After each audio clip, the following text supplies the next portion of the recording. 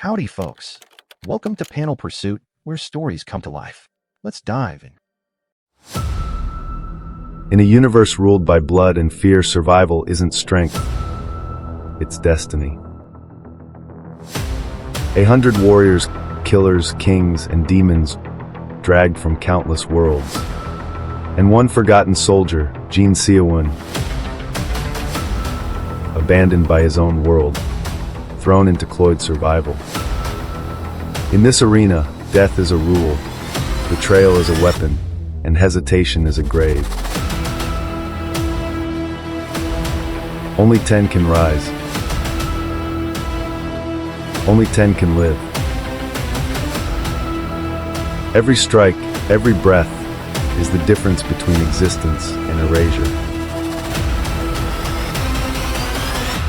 It isn't the strongest who survives, it's the survivor who becomes the strongest. The story kicks off with an eerie voice cutting through the chaos. The time has come. Even after the demonic sect annihilated his clan, they had endured for a single purpose: revenge. Beneath the veil of night, a shadow loomed in the treetops, waiting for the perfect moment to strike. Like a phantom, it descended, landing on a rooftop without making a sound. Below, deep in a firelit bunker, a lone guard stood watch. He was serious, alert, until a hand shot out from behind, gripping his neck with supernatural strength. The guard's body went limp, his spine wrenched out of place. Kongvoth knew it wouldn't be long before someone noticed the missing sentry. Time was running out. The guard lay motionless, either unconscious or worse. Inside the demon master's chamber, the faint crackle of the torch was the only sound, until the master stirred from his meditation, grumbling to himself, too noisy. His eyes snapped open, cold and calculating. A figure stood at the window, a sneer curling at his lips. Meditating in peace while your subordinates drop like flies? You really are heartless, Vienna remarked sarcastically. The demon master's eyes narrowed, a scoff escaping him. And you're any better? Acting on impulse without knowing the full picture. Who's the real fool here? You think someone climbing a mountain spends their time looking down at the ants below? No, they focus on the summit. That's how you reach the pinnacle of martial arts. Vienna's expression twisted in contempt. Pathetic, Kongvine. I'll kill you with my own hands today. With that, Vienna summoned his inner power and launched a thunderous strike, his fist crackling with energy. But the demon master merely raised an eyebrow, unimpressed. Is that it? That's all you've got? The demon master taunted, countering with a move of his own, a blast of demonic blood flowing through his palm in a radiant surge. Watch closely, the demon master sneered. Learn something. The two forces collided, each representing a different form of might, neither willing to back down. Vienna grunted, gritting his teeth, trying to analyze the battle in the heat of it. A wave of sword energy flew from his hand, but the demon master dodged effortlessly, chuckling darkly. Today, I'll send you to meet your father, the demon master mocked. But before he could finish his sentence, Vienna roared in fury, his heavenly dragon fist catching the demon master completely off guard. The demon master's eyes widened in shock. Before he could recover, Vienna followed up with Heaven's Ascension slash, shattering the demon master's energy blade into pieces. The old warrior staggered back, gasping in disbelief. My iron will, my sword fist art, stronger than steel, defeated by your bare hands? In that moment, a crushing blow landed squarely on the demon master, and blood sprayed from his mouth as he staggered, reeling from the impact. Vienna was in control now, his voice steady and cold. Don't you dare speak of my father with that filthy mouth, he snarled, fury burning in his eyes. You haven't forgotten all the evil you committed, have you? This is the wrath of every soul you trampled. The demon master, beaten and bloodied, barely clung to life. His eyes flickered towards something on the floor, a vial ominously glowing. Vine's stomach twisted with dread as he realized what it was. That's a divine elixir. Vienna's voice cracked. It was too late. The demon master had already uncorked the vial and drank it all in one swift motion. Vienna's face went pale. No, if he takes that much, he'll go berserk, he'll lose control. The vial shattered on the ground, the demon master's body convulsing as a surge of power rippled through him. His once elderly face twisted grotesquely, veins popping along his skin like twisted, ugly roots. His muscles swelled, alert and coiled like a predator preparing to strike. His every breath crackled with monstrous energy, filling the air with a palpable, terrifying force. Then came the roar, a deep guttural sound that seemed to shake the very earth beneath their feet. Vine shielded his face, the hairs on his neck standing up as the demon master's transformation took full effect. This was no longer the man who'd fought him just moments ago. This creature was something else entirely. Something far more dangerous. "Time to vanish, boy," the demon master growled in a voice that could only belong to a being of pure destruction. Before Vine could react, the demon master's body exploded forward like a speeding bullet. Vine's heart raced as the gap closed in a split second. Too fast. He barely had time to blink before impact, when a sudden shield of energy snapped into place, halting the attack just in time. Vine stumbled back, gasping for air as a third party appeared, seemingly out of nowhere. The newcomer was a calm, slightly smug young man. He didn't look fazed in the slightest, almost as if strolling into a party late.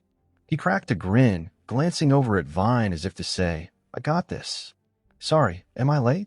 "Got a bit distracted wandering around," he said, his tone casual, as though this were all just a normal Tuesday. Vine blinked, his brain trying to process the situation. "This guy, who the hell is he?" You're that guy?" Vine asked, still in disbelief. The young man turned his head toward the raging demon master, giving him a praising look. "So this is the natural enemy you mentioned," he said with mild interest, like they were discussing an old acquaintance rather than a creature of pure evil.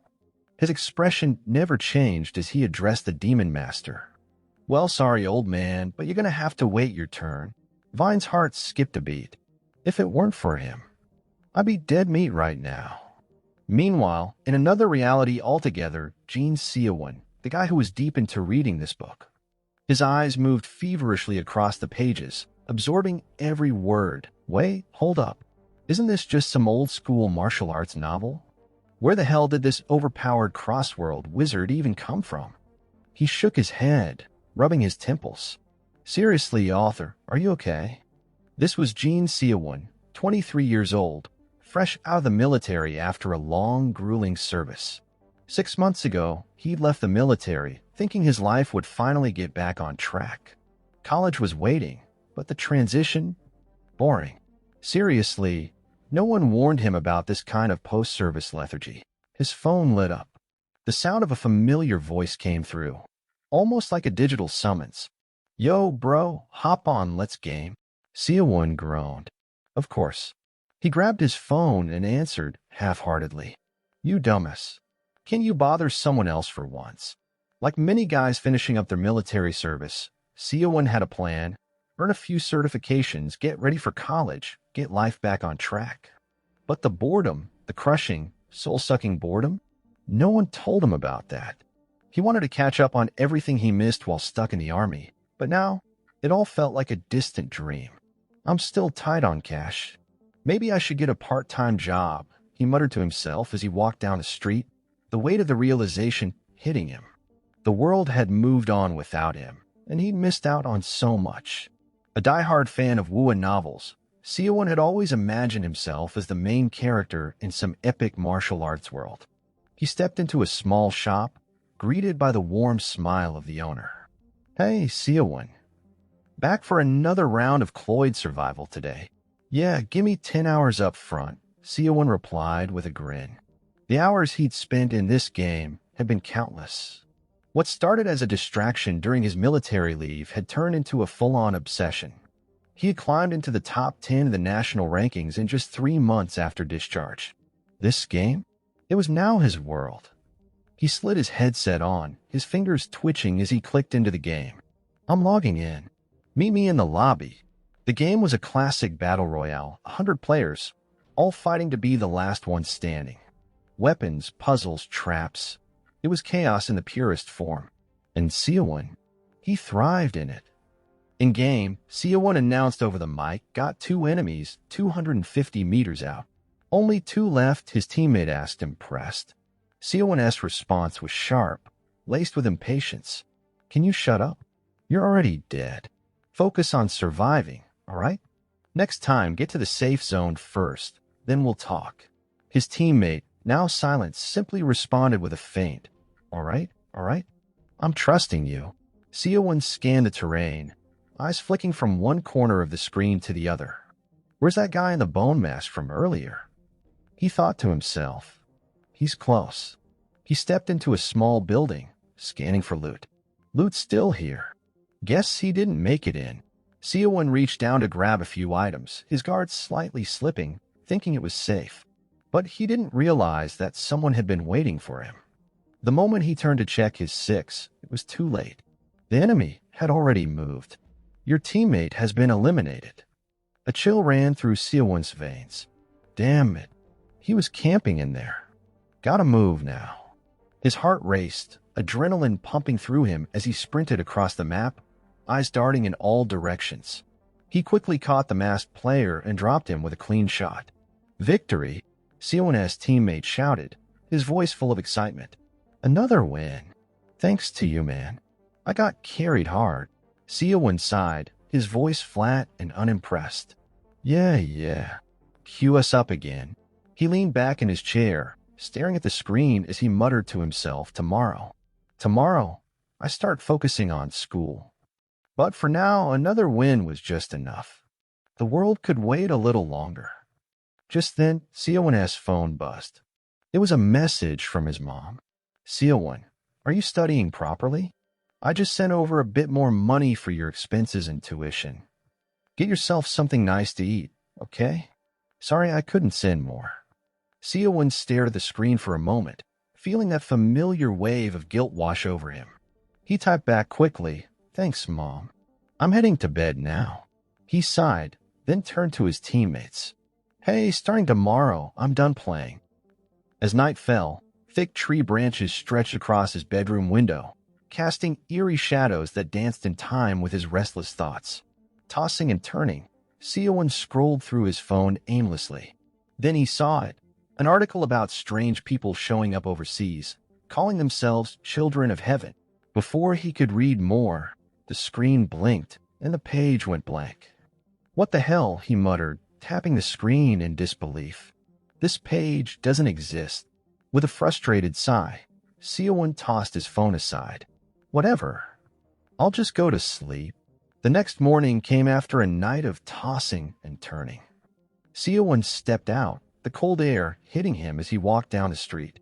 His teammates were still on him from yesterday. Bro, can you at least help me prep for today's guild war? One of them called out, voice full of hope. But then, like a neon sign, a flash of violet light shot across his vision, freezing him in place. What the hell is that? Seowon whispered, eyes wide. Before he could even think about it, the light engulfed him completely. His backpack hit the pavement with a dull thud as Seowon vanished from the world he knew. The next thing Seowon knew, he was in a completely different place. The atmosphere felt wrong, bizarre, unfamiliar, like stepping onto a movie set for a medieval fantasy. People around him wore strange robes, armor, and cloaks. The world was chaos, an active battle unfolding before his eyes, as people fought with wild abandon, slashing at each other like it was just another Tuesday. Is this some kind of medieval LARP? He thought, blinking in confusion. But the real kicker came next. The language everyone was speaking was completely foreign. Not a word made sense. Is this a dream? Seowon tried to stand, his legs wobbling beneath him. Where am I? He wondered, his thoughts racing. And then, right in front of him, he saw it, a massive stone statue. Suddenly, a robotic voice echoed in his mind. Player count confirmed, 100. Seowon froze. Wait, was that voice in my head? He glanced around, his eyes widening as the statue's eyes lit up, and a synthetic chime rang, almost like a system starting up. Frozen, he whispered, System. What the hell is this? Another message popped up, sending a shiver down his spine. Language conversion, 100% complete. In an instant, all the words around him shifted. People who had been shouting in a language he couldn't understand were now speaking perfect Korean. What the? Why are they all suddenly speaking Korean? A chubby guy nearby threw his hands up in joy, shouting, "Everyone's speaking my language now." Seowon's jaw dropped. In front of him, two men who had been locked in a vicious battle stopped mid-fight, suddenly switching to Korean. "I've waited a long time for this, you scum." One of the men roared, his voice dripping with hatred.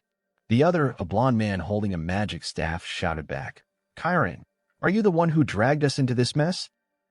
The man named Kyron smiled wickedly, his voice cool and confident.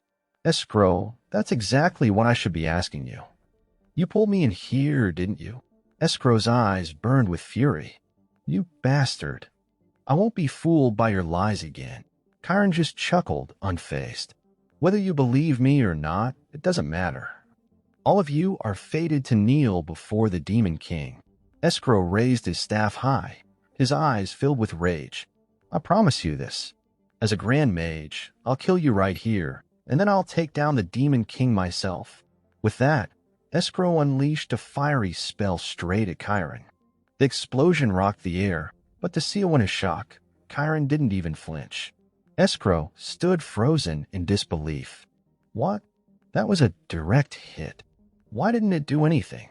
Kyron, equally baffled, shrugged. "I took that spell head-on, but why didn't I feel a thing?" Seowon watched the two men bicker back and forth. "Just admit it," Escrow snapped, his frustration bubbling over. "You're the one who brought me here." Kyron, inwardly amused, thought to himself, "What, you think I'll just spill the truth like that?" Watching the two argue was like watching an improv theater performance gone off script. "Okay, this is way too real to be a dream," Seowon thought. Suddenly, the system voice boomed again, cutting through the tension. "Game start." A cold sweat trickled down Seowon's back. His eyes widened as the system listed the game's features. Difficulty to reach the top 90, extreme. The selected map for the match was the imperial capital of the kingdom. What the hell? This is a game map? The voice continued. Rewards will be granted to players who place in the top 10 or higher. Seowon stared at the enormous stone statue in front of him. It looked like something straight out of a history textbook or a fantasy movie. The system voice then continued, explaining the grim reality of the game. "For those entering Grand Survival for the first time, allow me to explain briefly. This game spans 100 years. Each day, the playable map will be limited in size. If you move outside the designated boundary, you risk severe danger, so stay alert. The game will continue until only one survivor remains. Once the game ends or you are eliminated, you will return to the real world. Players who do not reach the top 90 will not be eligible to enter Grand Survival again." The system paused, then announced, "Soon you will each be teleported to your desired location through Urgus Gaze. Use this opportunity to gather resources and aim for the top 90. Good luck." Seowon stared in disbelief. Am I dreaming right now? Is this some medieval fantasy world? He scanned the area, feeling totally out of place among the towering figures surrounding him. His thoughts quickly turned to the rewards that awaited the top 10 players. Sweat trickled down his face. Even if this is a dream, I need to survive. I can't just die like this. He looked around and saw a hulking brute carrying a massive gleaming sword over his shoulder. The guy's muscles bulged like they had been sculpted by a bodybuilder on steroids. Then, out of the corner of his eye, Seowon caught a glimpse of another person, licking their blade with unsettling delight. Everyone here had some sort of supernatural ability. Seowon, by comparison, felt like a walking paperweight. I'm probably going to die, aren't I? But then something inside him clicked. He clenched his teeth, fighting back the feeling of dread. Even if this is a dream, I'm not dying here. If this game is anything like the ones I've played, I might have a shot. At that moment, a voice called out from behind him. Hey, bedhead. Blank. Are you talking to me? Seowon turned to see the muscled guy with the sword glaring at him, his patience wearing thin. Why do you keep looking around like that? Where are you from? Seowon paused for a moment, silent. The guy's glare turned even more impatient. Are you ignoring me? I asked, where are you from? Before Seawon could respond, the system chimed in again. Game begins in 3 seconds.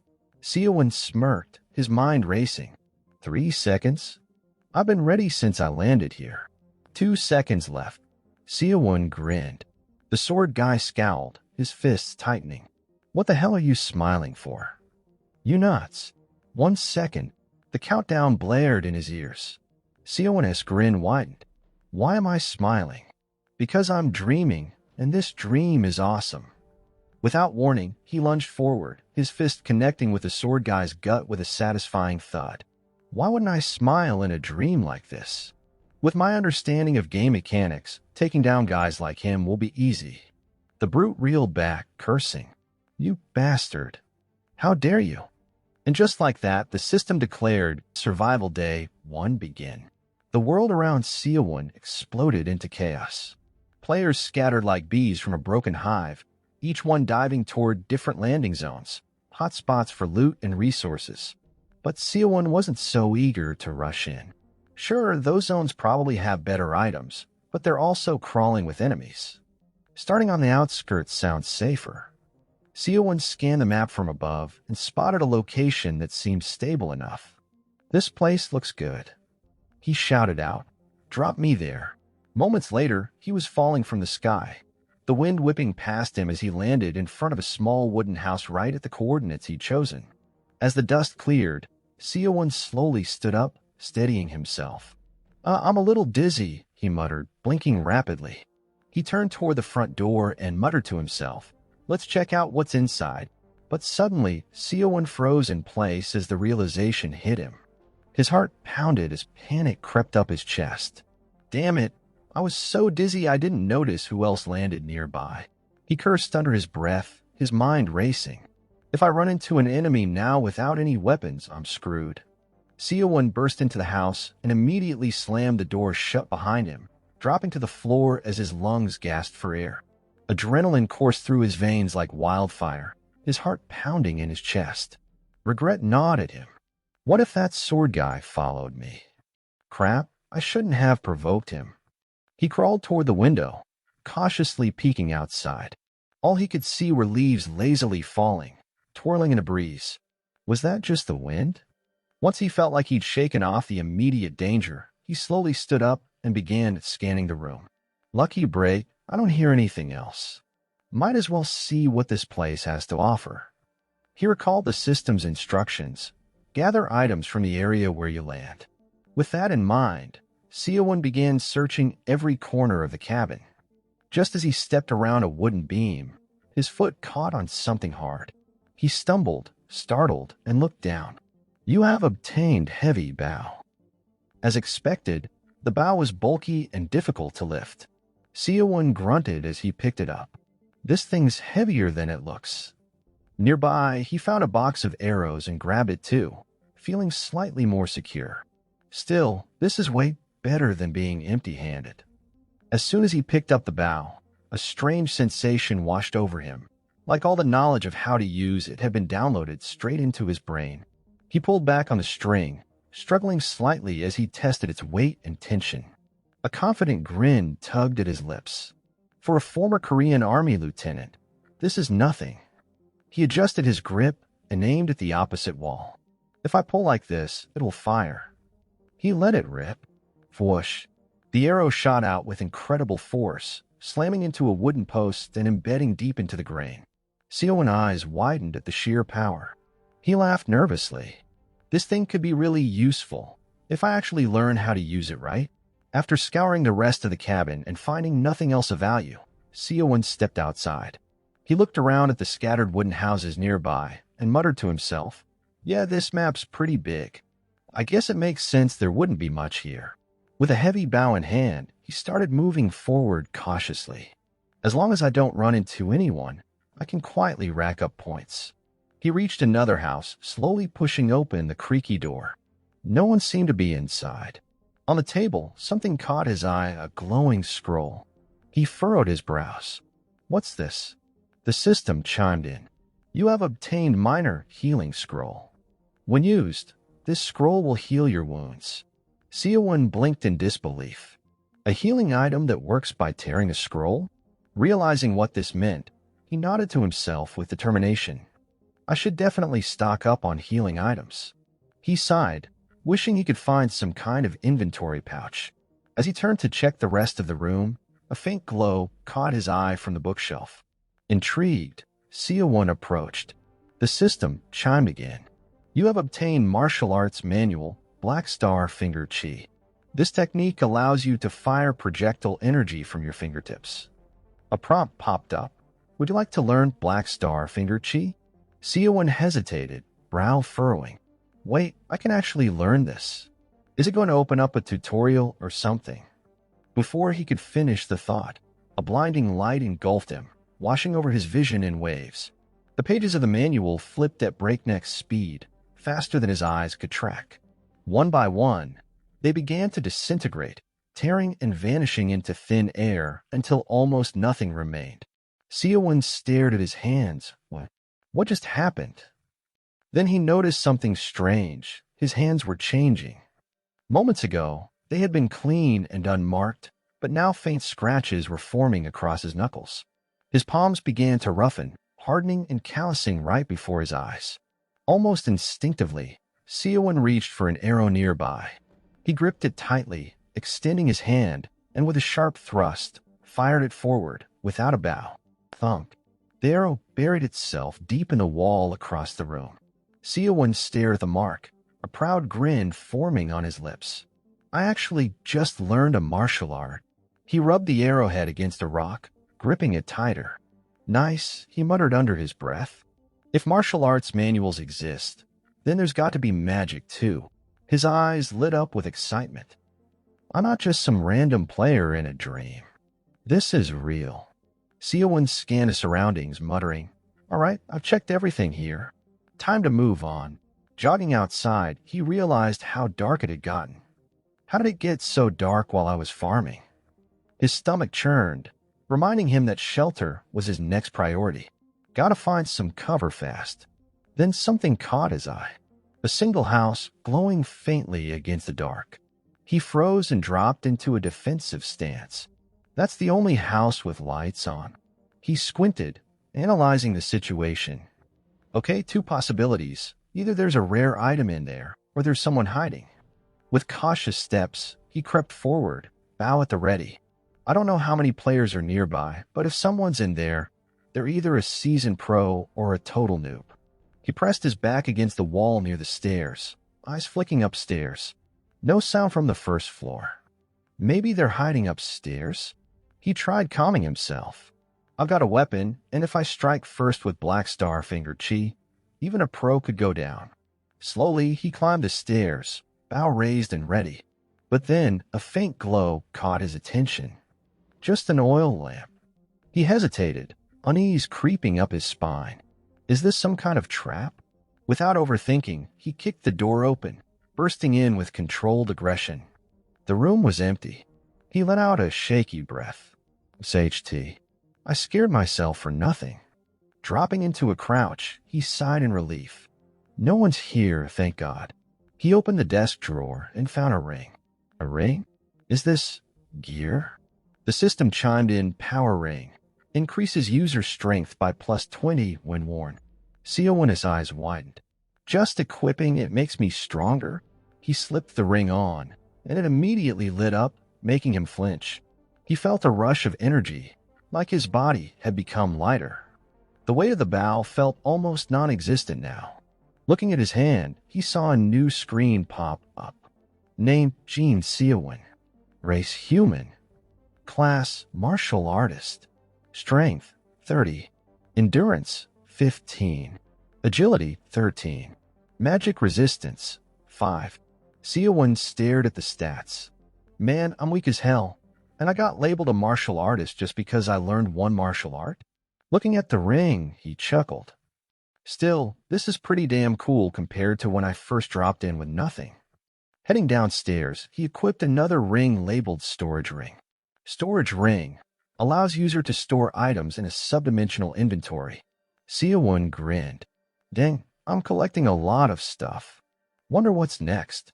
He muttered the words storage space while holding the ring, and a shimmering interface appeared in front of him. To retrieve an item, touch the ring with your other hand while thinking of the item. If the inventory is full, new items can't be stored. So this is like a portable stash? Seawon mused. Guess they replaced backpacks with rings here. Cool. Activating the storage ring, a glowing space opened up. Seowon's jaw dropped in amazement. Whoa, that's actually badass.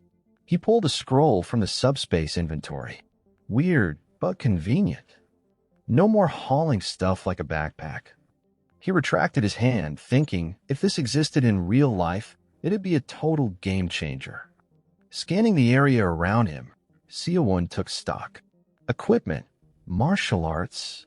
If I could bring any of this back to the real world. Approaching the floating interface, he murmured, "No one's been eliminated yet." He scanned the kill log. Just one elimination so far. My plan was to keep farming until only 90 are left. He glanced around the room, found a decent shelter, gathered some good consumables, and even snagged a hidden weapon. Oh, and Black Star fingered Chi. I've been lucky. Maybe I've cleared everything here. He paused for a moment. Should I move out or stay here until sunrise? Those powerhouses from the waiting lobby are probably lurking around by now. With my current level, I might be able to handle them, but I'd rather stay low-key and squeeze into the top 10. Solid points today. Seowon peered out the window, watching fewer players roam at night. One more stop before dawn. He made his way through the forest, still energized from the ring. I've been moving non-stop, but I'm not tired. This strength ring is a game changer. Yet, after a short while, fatigue started creeping in. Okay, the power boost helps, but I'm still getting hungry and thirsty. Guess this grand survival is just like the actual reality. Seowon's stomach let out a growl so loud it could have been a battle cry. Great, I'm starving, he thought. His mind was already on food. I haven't found a single bite of anything. Gotta be something in this city, right? He scanned the area, trying to make sense of the map. It says it's somewhere around here, but where? Before he could finish that thought, a low guttural growl echoed behind him. Seowon flinched, snapping into action. Damn, I didn't hear anything. He ducked behind a tree, his pulse spiking. This is how I die, huh? Peeking around the trunk, his eyes went wide. There it was, the wolf. Wait, not just any wolf. A werewolf. He froze for a second. Oh, come on. Before he could even move, another one lunged at him, slamming into the tree with a kind of force that could break bones. Seowon barely dodged in time. What the actual hell is going on here? The trees splintered like cheap wood, bark and debris flying everywhere. Now, two werewolves stood before him, growling, their teeth bared and eyes glowing with menace. Seowon whipped around and bolted. I thought this was a PvP game. Why the hell are there monsters? He dashed through the woods, the panic setting in. If I knew those things were out here, I would have just stayed put. But no way was he going down like that. I've still got my gamer pride. I'm not getting taken out by random monsters. Hell no. Up ahead, he saw a house in the distance. Without thinking twice, he bolted toward it, heart pounding. He burst through the door and slammed it shut behind him, slumping to the floor, chest heaving. Outside, the guttural snarls of the werewolves echoed. You've got to be kidding me. They chased me all the way here? The snarls grew louder, getting closer. What now? He crept toward the door, peeking through the crack. Two werewolves were prowling outside, sniffing the air. Oh no, they're tracking me by scent. Seowon gritted his teeth, tightening his grip on the bow. Screw this. I'm not just going to sit here and wait to get eaten. He positioned himself near a gap in the wall, eyes narrowed, breath steady. He aimed carefully, drawing the string back. With a snap, he released the arrow. Thwack. The arrow pierced one werewolf's open mouth, silencing its snarl and replacing it with a spine-chilling scream. Seowon grinned. Hell yeah, nice shot. He ducked back into cover, body pressed against the wall. Thanks to the strength ring, I can shoot one-handed. No problem. He calculated his next move. One more to go. But just as that thought crossed his mind, his eyes widened. The second werewolf had already found him. It lunged, claws slashing toward the door with terrifying force. Seawon barely dodged out of the way, but not without consequence. A claw grazed his cheek, leaving a nasty, stinging red line. He staggered back, eyes locked on the creature as it barreled into the house like a damn wrecking ball. He regained his footing fast, bow already raised. The arrow soared toward the charging beast. This time, it raised its clawed arm in defense. The arrow sank deep into its forearm, and the werewolf howled in agony. But it wasn't done. It charged forward, relentless. Seowon's heart raced. Is this how I go out? Just like this? He locked eyes with the beast, realizing it wasn't going down easy. No. Hell no. Subspace, he yelled, summoning his inventory in one fluid motion. Reaching into the subdimensional inventory, he pulled out what he needed and bellowed, Black Star Finger Chi. A surge of pure energy blasted from his hand, tearing through the werewolf's torso. The beast flew back, pinned by the energy, until the force of the blast slammed it into the wall like a grotesque trophy. Blood dripped down, pooling on the floor as the werewolf twitched once, then went still. Seowon breathed hard, his chest still heaving with adrenaline. I'm not going out like that. Not to some random mob. The werewolf's body disintegrated into light, vanishing into the air. Seowon collapsed, panting, his heart still racing. Holy hell, I thought that was it for me. He let out a nervous laugh and sat down on the floor, catching his breath. Good thing I prepped that throwing knife. Getting taken out by a damn grunt? That would have been humiliating. Just then, a small pouch appeared in front of him, hovering in midair before dropping with a soft thud. What's this? He opened it curiously, his face falling. You've got to be kidding me. Water and jerky? Well, at least it's food. He muttered under his breath. I can hunt for better stuff anyway. He took a bite of the dried meat, chewing thoughtfully. Maybe I should scout the area a bit more. A faint glimmer caught Seawon. Sitting on the table was a piece of armor, a chest plate. Looks like one of those bulletproof vests from Cloyd Survival. He slid it on over his shirt and was surprised when it reshaped itself to fit his form. Wait, it adjusts to your body size. A system notification blinked into view. You have equipped Advanced Orient Chum chest plate. Your fire and wind resistance have significantly increased. Seowon's eyes widened. Damn, that's a serious buff. What? Better than just a stat or two. He immediately went back to searching the room, thinking there might be more to find. As he moved, something invisible brushed against his leg. Oh, what the? There's nothing here. Instinctively, he kicked at the corner, feeling something soft. He grabbed it and held it up. It looked like a dark, lightweight fabric. Throwing it over his shoulders, another prompt appeared. You have equipped Cloak of Night. While wearing this, remaining still in darkness will render you nearly invisible. All surrounding sound will be dampened, and detection by magical means will be suppressed. Seowon's eyes lit up. Holy crap, this thing's insane. He ran his fingers along the material, a grin tugging at his lips. With this, I could avoid practically anyone at night. I might actually survive this. He clenched his fist, eyes determined. Let's do this. Looking around the empty house again, he mused. I was skeptical about finding a house in the middle of nowhere, but this place is a loot haven. He stepped outside under the moonlight, whispering, Dew's luck is definitely better than yesterday. Suddenly, heavy footsteps and frantic gasps reached his ears. Oh shit. A man with a scar running across his face came sprinting from the distance, cursing under his breath. If I'd had time to activate that damn scroll, that bastard wouldn't have stood a chance. Seowon instinctively ducked behind a tree, pulling the cloak of night tighter around his body. His breath slowed as he observed the man stumble to a stop, panting. Didn't expect to run into a mage. Seowon quietly pulled out his bow. He doesn't seem that strong. If I'm right, I can take him. The man staggered forward again. Seowon steadied his breathing, lined up his shot, and tried to will his hesitation away. Come on. It's not a real person. It's just a game. Why am I hesitating? Before he could decide, a distant voice rang out from behind. Escrow's flame. A stream of fire erupted across the field, incinerating the scarred man mid-sprint. The The flames licked the air violently before disappearing, leaving behind nothing but scorched earth and a wooden loot chest. Seowon's heart skipped a beat. He's dead, just like that? Then realization struck. The game didn't leave corpses, it left loot crates. Yep, this is a game. His gaze flickered to the chest. His gear should still be there. But where had that fire come from? A figure walked into view, a smug smirk on his face. He sneered, trying to loot my kill without even knowing how to use magic? Pathetic.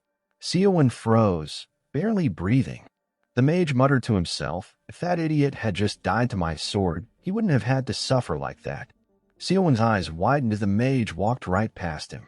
Holy SHT. He walked right past me. Seowon glanced down at his cloak of night. This thing is busted. The mage, still oblivious, stepped toward the chest. Feel honored to die by my hand, wretch. I am Crone.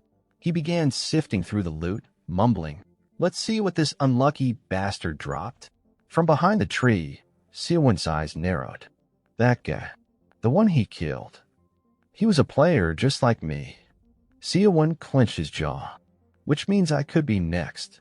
He whispered cautiously to himself, the moment I hesitate, someone else could kill me and climb the rankings. A thought struck him. If I want to survive. Suddenly, something shot toward the mage Crone, who'd been gloating over the loot. He muttered, damn, this guy actually had some nice stuff. He sensed danger just in time and summoned a magic barrier. Now serious, Crone said with a smirk, his voice laced with arrogance. Chiron's eyes swept across the surroundings, his grip tightening on his shield as he muttered, I've been too loud. This is because of that damn bastard.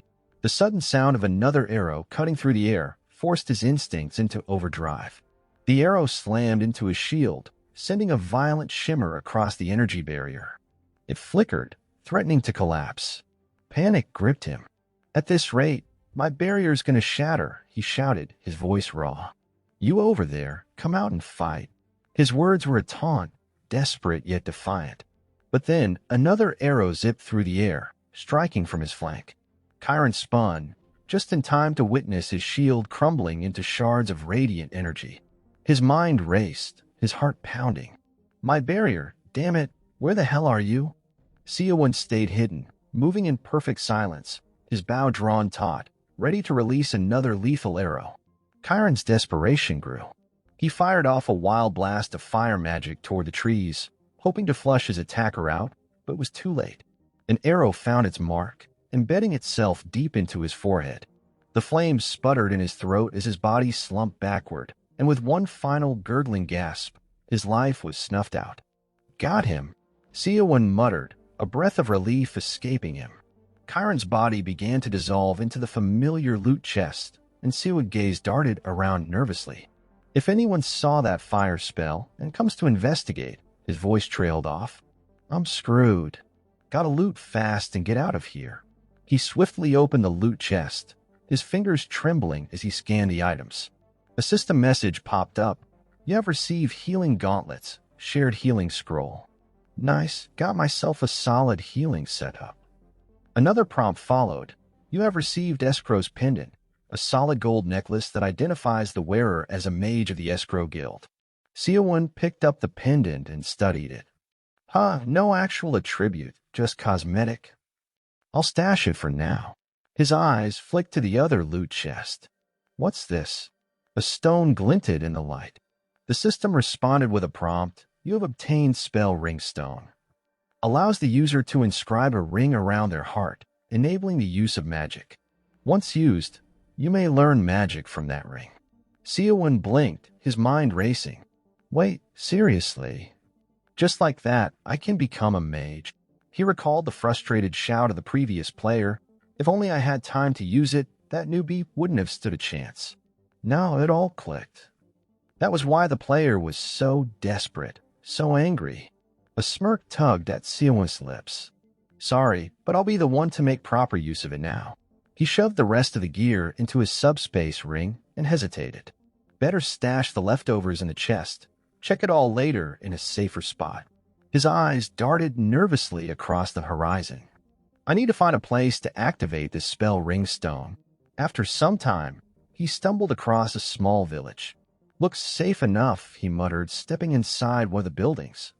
He found an empty room, sat down, and pulled out the stone. A prompt flashed. Do you wish to use the spell ring stone? Yes, he confirmed, a slight thrill building in his chest.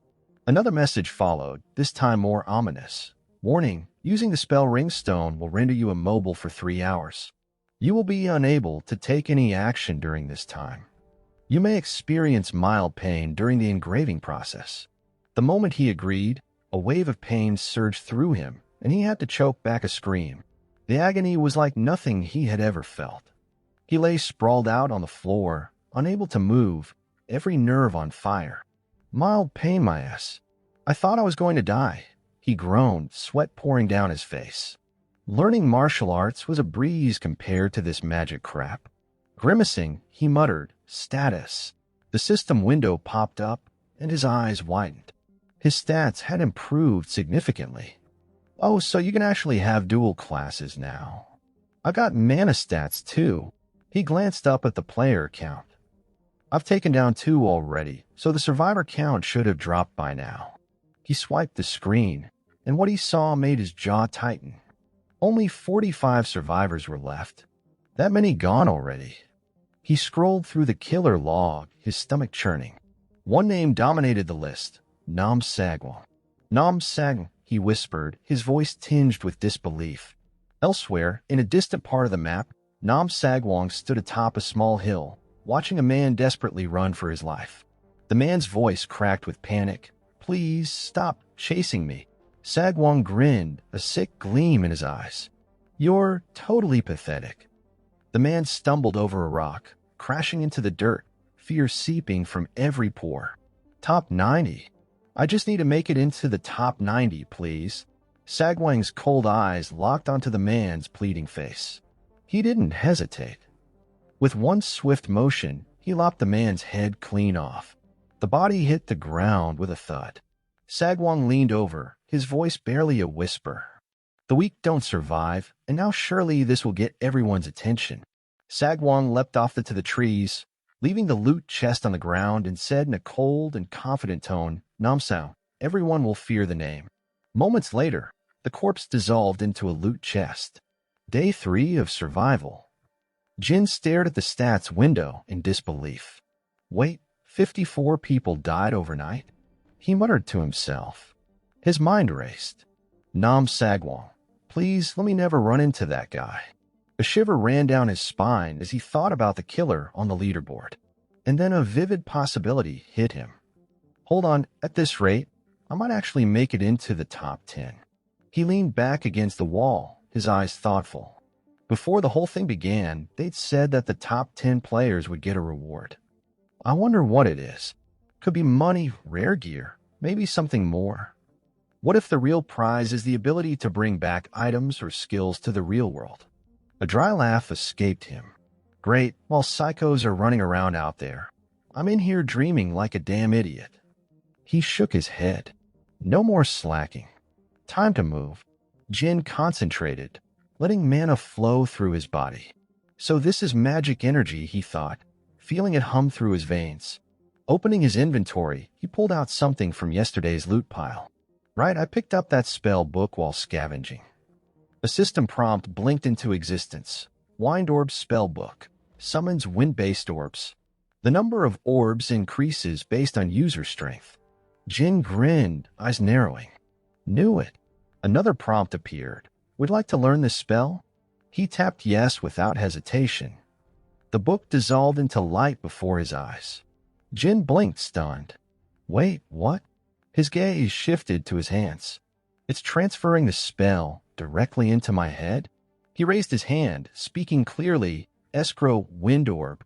4 swirling spheres of wind materialized at his fingertips.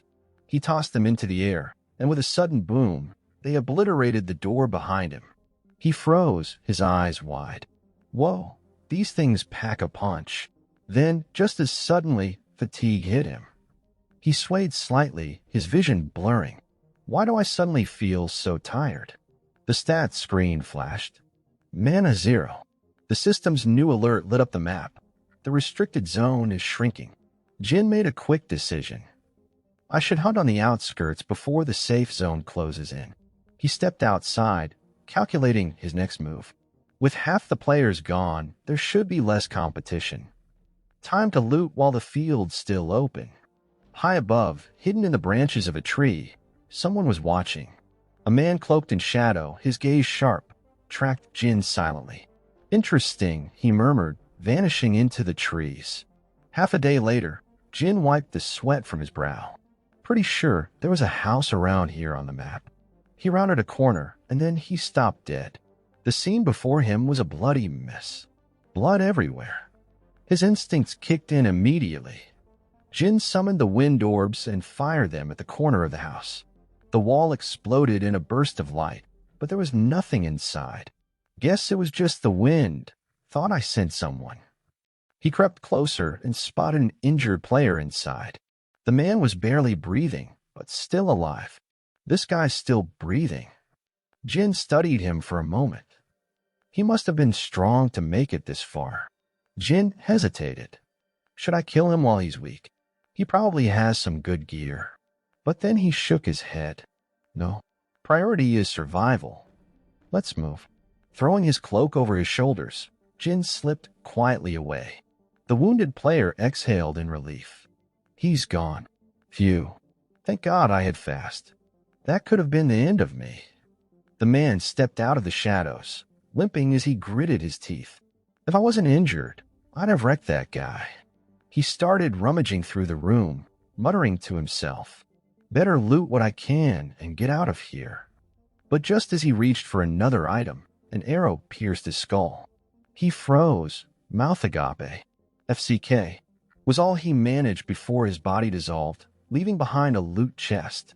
Jin, hidden high in a nearby tree, crouched silently, watching as the loot chest appeared.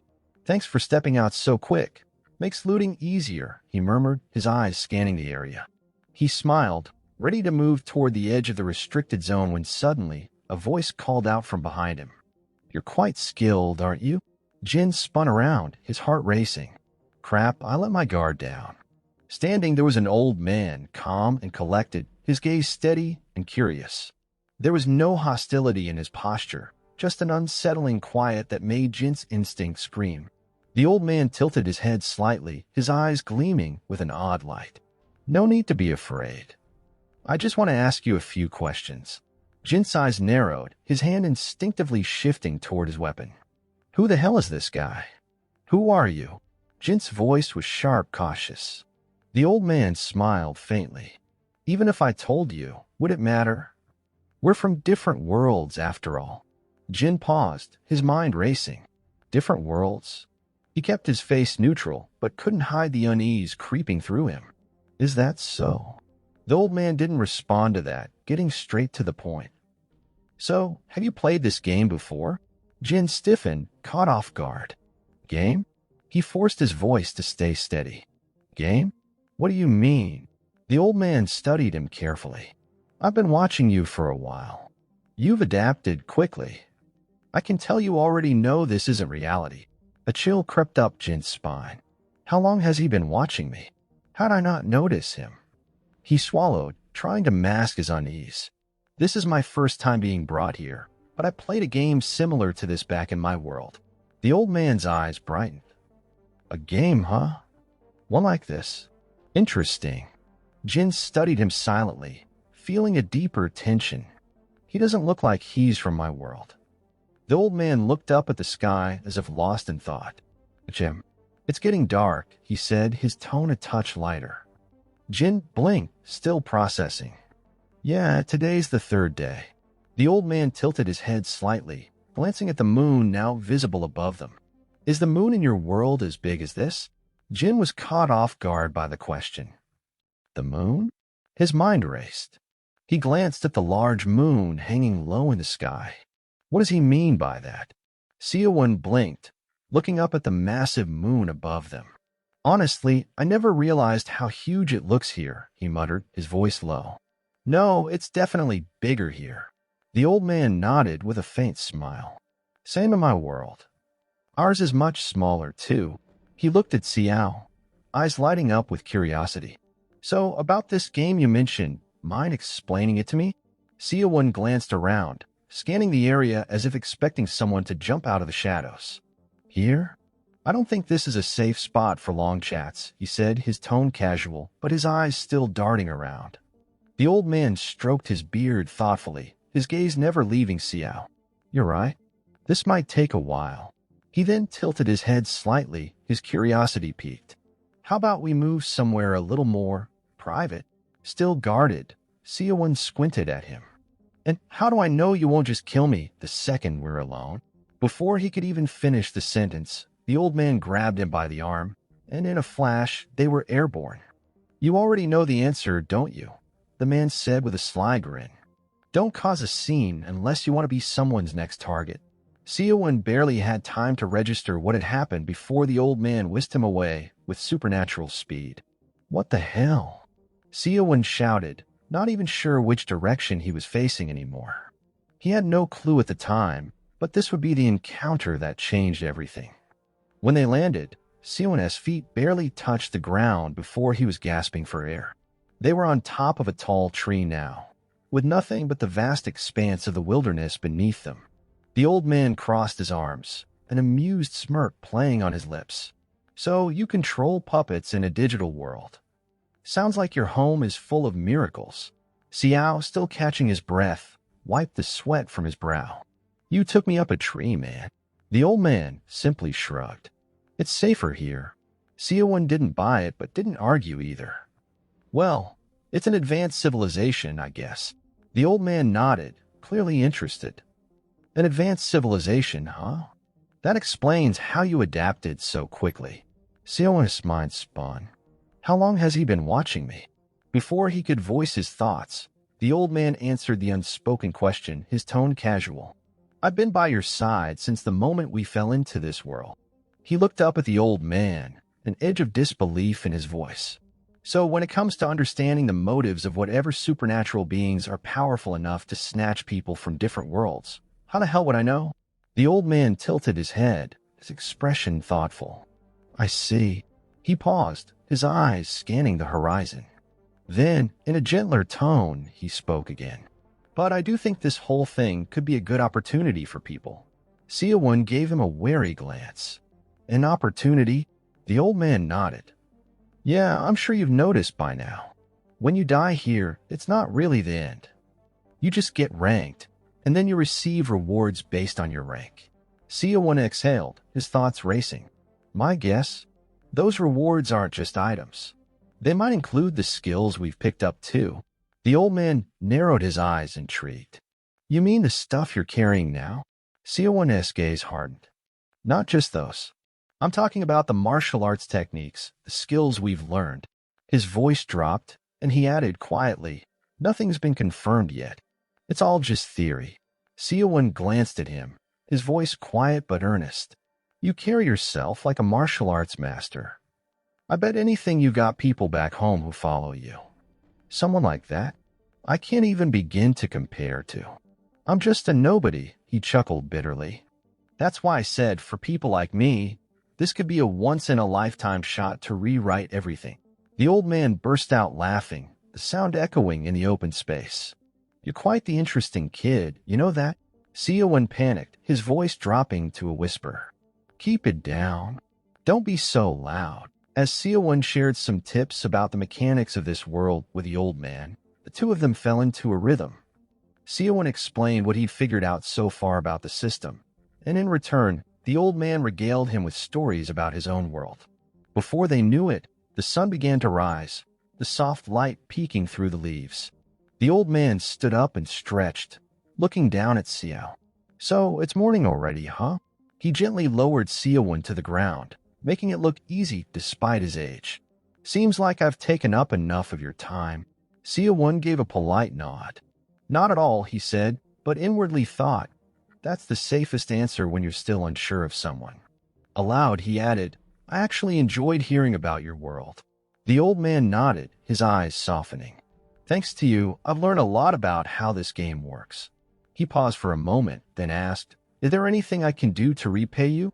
Seowon's eyes lit up at the opportunity. This was his chance. "Could you teach me martial arts?" he asked, his tone sincere. "I want to survive until the end, and I need your help to do that."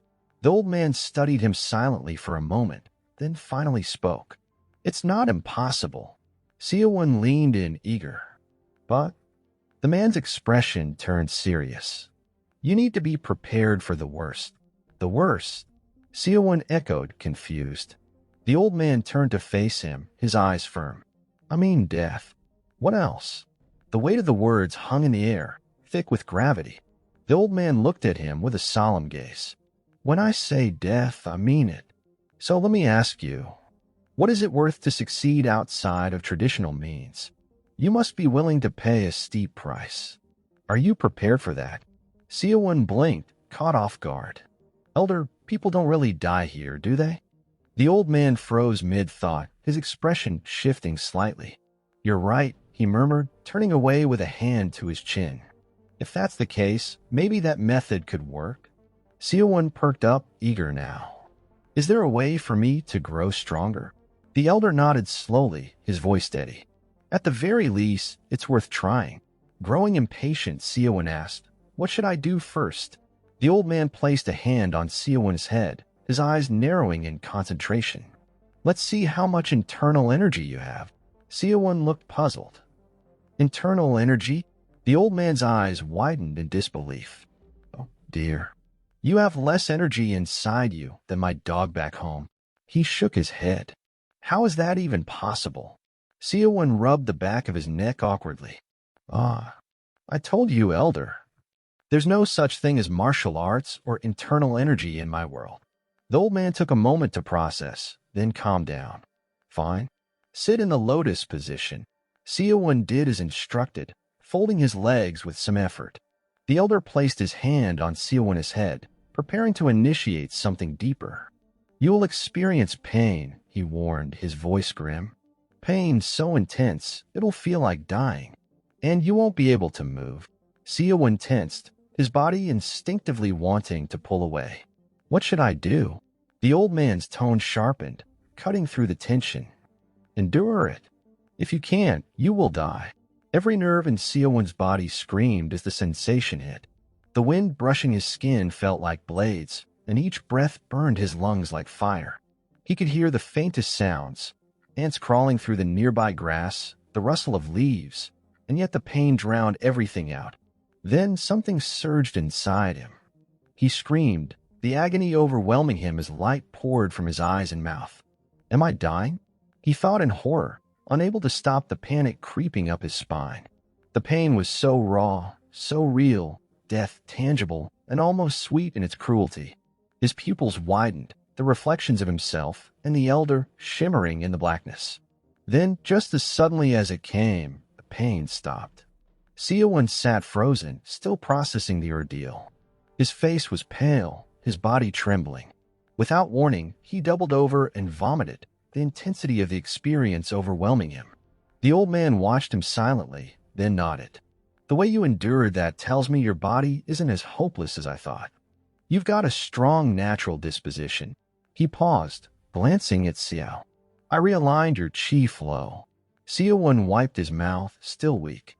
"So what now?" The old man stepped closer, his expression serious. "You said you wanted to get stronger as fast as possible." Seowon nodded, his eyes intense. "Yeah, I did." The old man folded his arms, his eyes distant.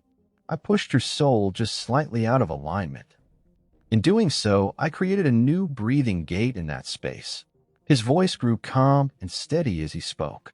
"Humans are born to absorb life energy, chi, through their breath. But now you have another gate that can draw in special energies beyond normal respiration." Seowon blinked, processing this strange explanation.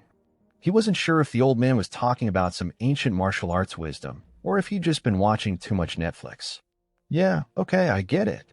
It's like recycling for your soul." The old man gave him a quizzical look but carried on. "Some believe that these natural processes are a waste. They kill others to absorb their life chi. But a body filled with chi that doesn't belong to it is unstable. Eventually, the balance between yin and yang collapses, and the person either loses their ability to cultivate martial arts or dies. Seowon's eyes widened in alarm. Wait, so I'll die too? The old man shook his head calmly. You're different. Unlike others who try to force their way by modifying their meridians, I used your soul to create one. You had no internal energy. Your body was a blank slate. That's why I adjusted your meridians to let you naturally harmonize with the living chi you absorb. Seowon blinked, now understanding. Okay, so you made me a biohack project? Sounds like something out of Black Mirror. The old man chuckled, clearly enjoying Seowon's sharpness. Exactly. I like how quick you are to understand. His expression turned serious again. I felt it yesterday. There's always a lingering trace of living chi where people die. But the greatest drawback of this technique is that the best gains come through killing. Seowon's face hardened, and his voice dropped. Wait, so you're saying if I kill someone, I get stronger? The old man locked eyes with him. In this world, yes. You can eliminate others to survive. And after 100 days, you'll reach a high level if you're lucky. Seowon's mind raced. This isn't what I signed up for. His pulse quickened as the weight of the world seemed to settle on his shoulders. The old man turned, his back now to Xiao. It's time for us to part ways. I hope we meet again. Xiao, stunned, quickly stepped forward. Wait, since you helped me so much, at least tell me your name. The old man looked over his shoulder, his smile knowing. Jang Dokian. Some call me the sage who guards the deep valley. He turned away. And the mental technique I've passed to you is called the white martial body technique. Seowon bowed deeply, his voice sincere. Thank you. I'll never forget this. Jang Dokian smiled knowingly, his arms crossed. Of course. And get used to deep breathing. Start accumulating internal energy through your dantian. You'll grow stronger little by little. He pointed toward the air. That's a map, isn't it? A convenient tool. I'll find you again when the time comes. Seowon stood still for a moment, still processing everything. Yes, Elder. With that, Jang Dokian vanished into the forest without missing a beat. Jin stood there dazed. He disappeared so fast, like some kind of Jedi. His fingers flexed. If I could learn light step movement, I could do that too. After a moment, he began walking again. Let's head to the outer zone like I planned. Getting abducted by a martial arts master and dropped near the center of the restricted zone had taken mere seconds, but walking back on foot? That took half a day. This map is way bigger than I thought. Eventually, Seowon crouched behind a bush, eyes locked on a dimly lit house in the distance. Even though it's night, that house still has the lights on. Someone must be living here. Or maybe it's just a rookie who can't figure out how to turn off the lights. Seowon smirked to himself. Either way, time to do some looting. He dashed forward, moving silently, crossbow raised, eyes scanning every shadow. His heart was pounding in his chest as he crept toward the house. When he reached the door, he silently flicked the light switch off. Just as I thought. Time to scavenge. His face flickered with weariness as he exhaled. Damn it, Jin. Another useless loot. What a waste of time coming here. The system notification popped up. You have obtained minor healing scroll, broken shaft, etc. Seowon yawned deeply, rubbing his eyes. Right, I didn't sleep at all yesterday. Spent the whole night talking to that elder. He sighed, pulling his invisibility cloak over his shoulders and settling into the grass. Time for a quick nap.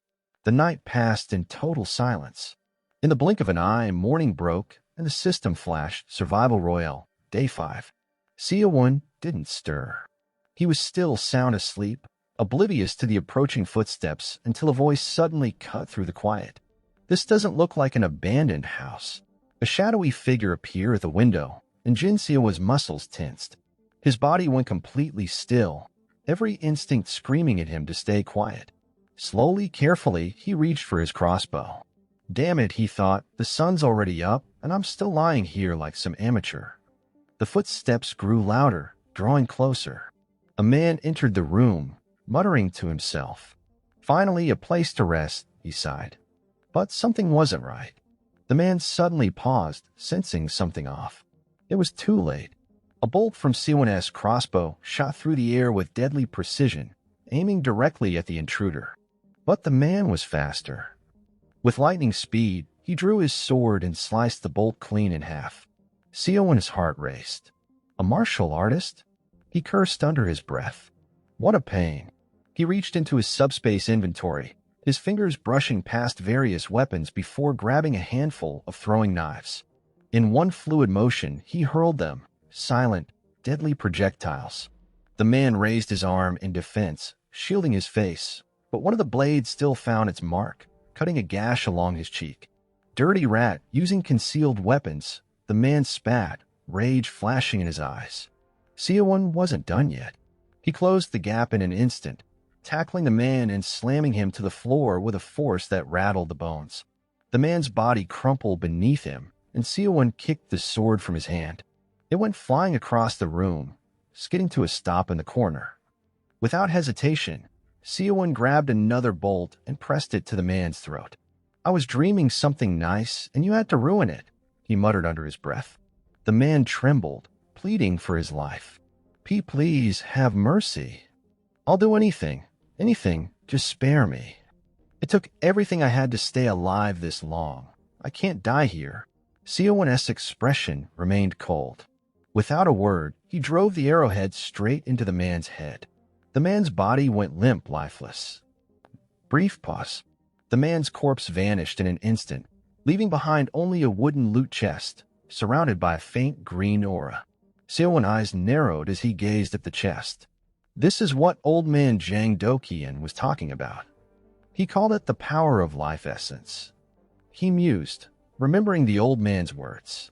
It sounds simple, but to survive here, you need more than strength. You need instincts, cunning, and cold blood. He reached out, absorbing the green aura. A surge of power coursed through him, shocking his system. Is this real? Inner energy? His body felt lighter, like a weight had been lifted. Power, raw, untapped power, was flowing through his veins, more intense than anything he had ever felt. Without wasting a moment, Seowon opened his status screen. Race human. Class martial mage. Internal energy 20. Mana 30. His eyes lit up with excitement. Elder, you've given me something beyond my imagination.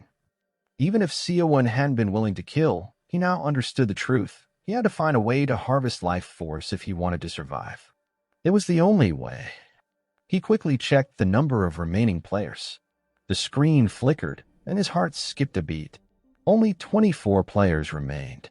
76 had already died in just 5 days, an absolutely brutal pace.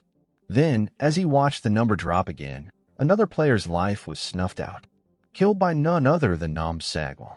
The scene shifted to another part of the map. A man's body slowly disintegrated. His chest was completely blown open. In his final moments, he cried out Nam Sagwang's name, his voice breaking with pain. Nam Sagwang stood nearby, watching the man fade away with a look of deep disappointment on his face. The man had struck first, but in the end, he was pathetic, too weak to even be a challenge. Nam Sagwang wasn't angry, though. No, he was frustrated. Not because of the fight, but because his clothes had gotten dirty during the scuffle. He absent-mindedly checked the player's stats screen, his patience wearing thin. I've killed so many already, and yet the game still isn't over. This place is getting boring. The screen showed only 22 players left. Nam Sagwang's eyes narrowed as he noticed a name among them, Jin Seowoon. The name sounded oddly familiar. He couldn't quite place it, but he knew he had seen it before. At the same time, Seowon was staring at the leaderboard. His gut twisted. Nam Sagwon. It was clear now. Nam Sagwon was the most experienced player left in the game. Seowon made a firm decision. Stay away from that guy at all costs.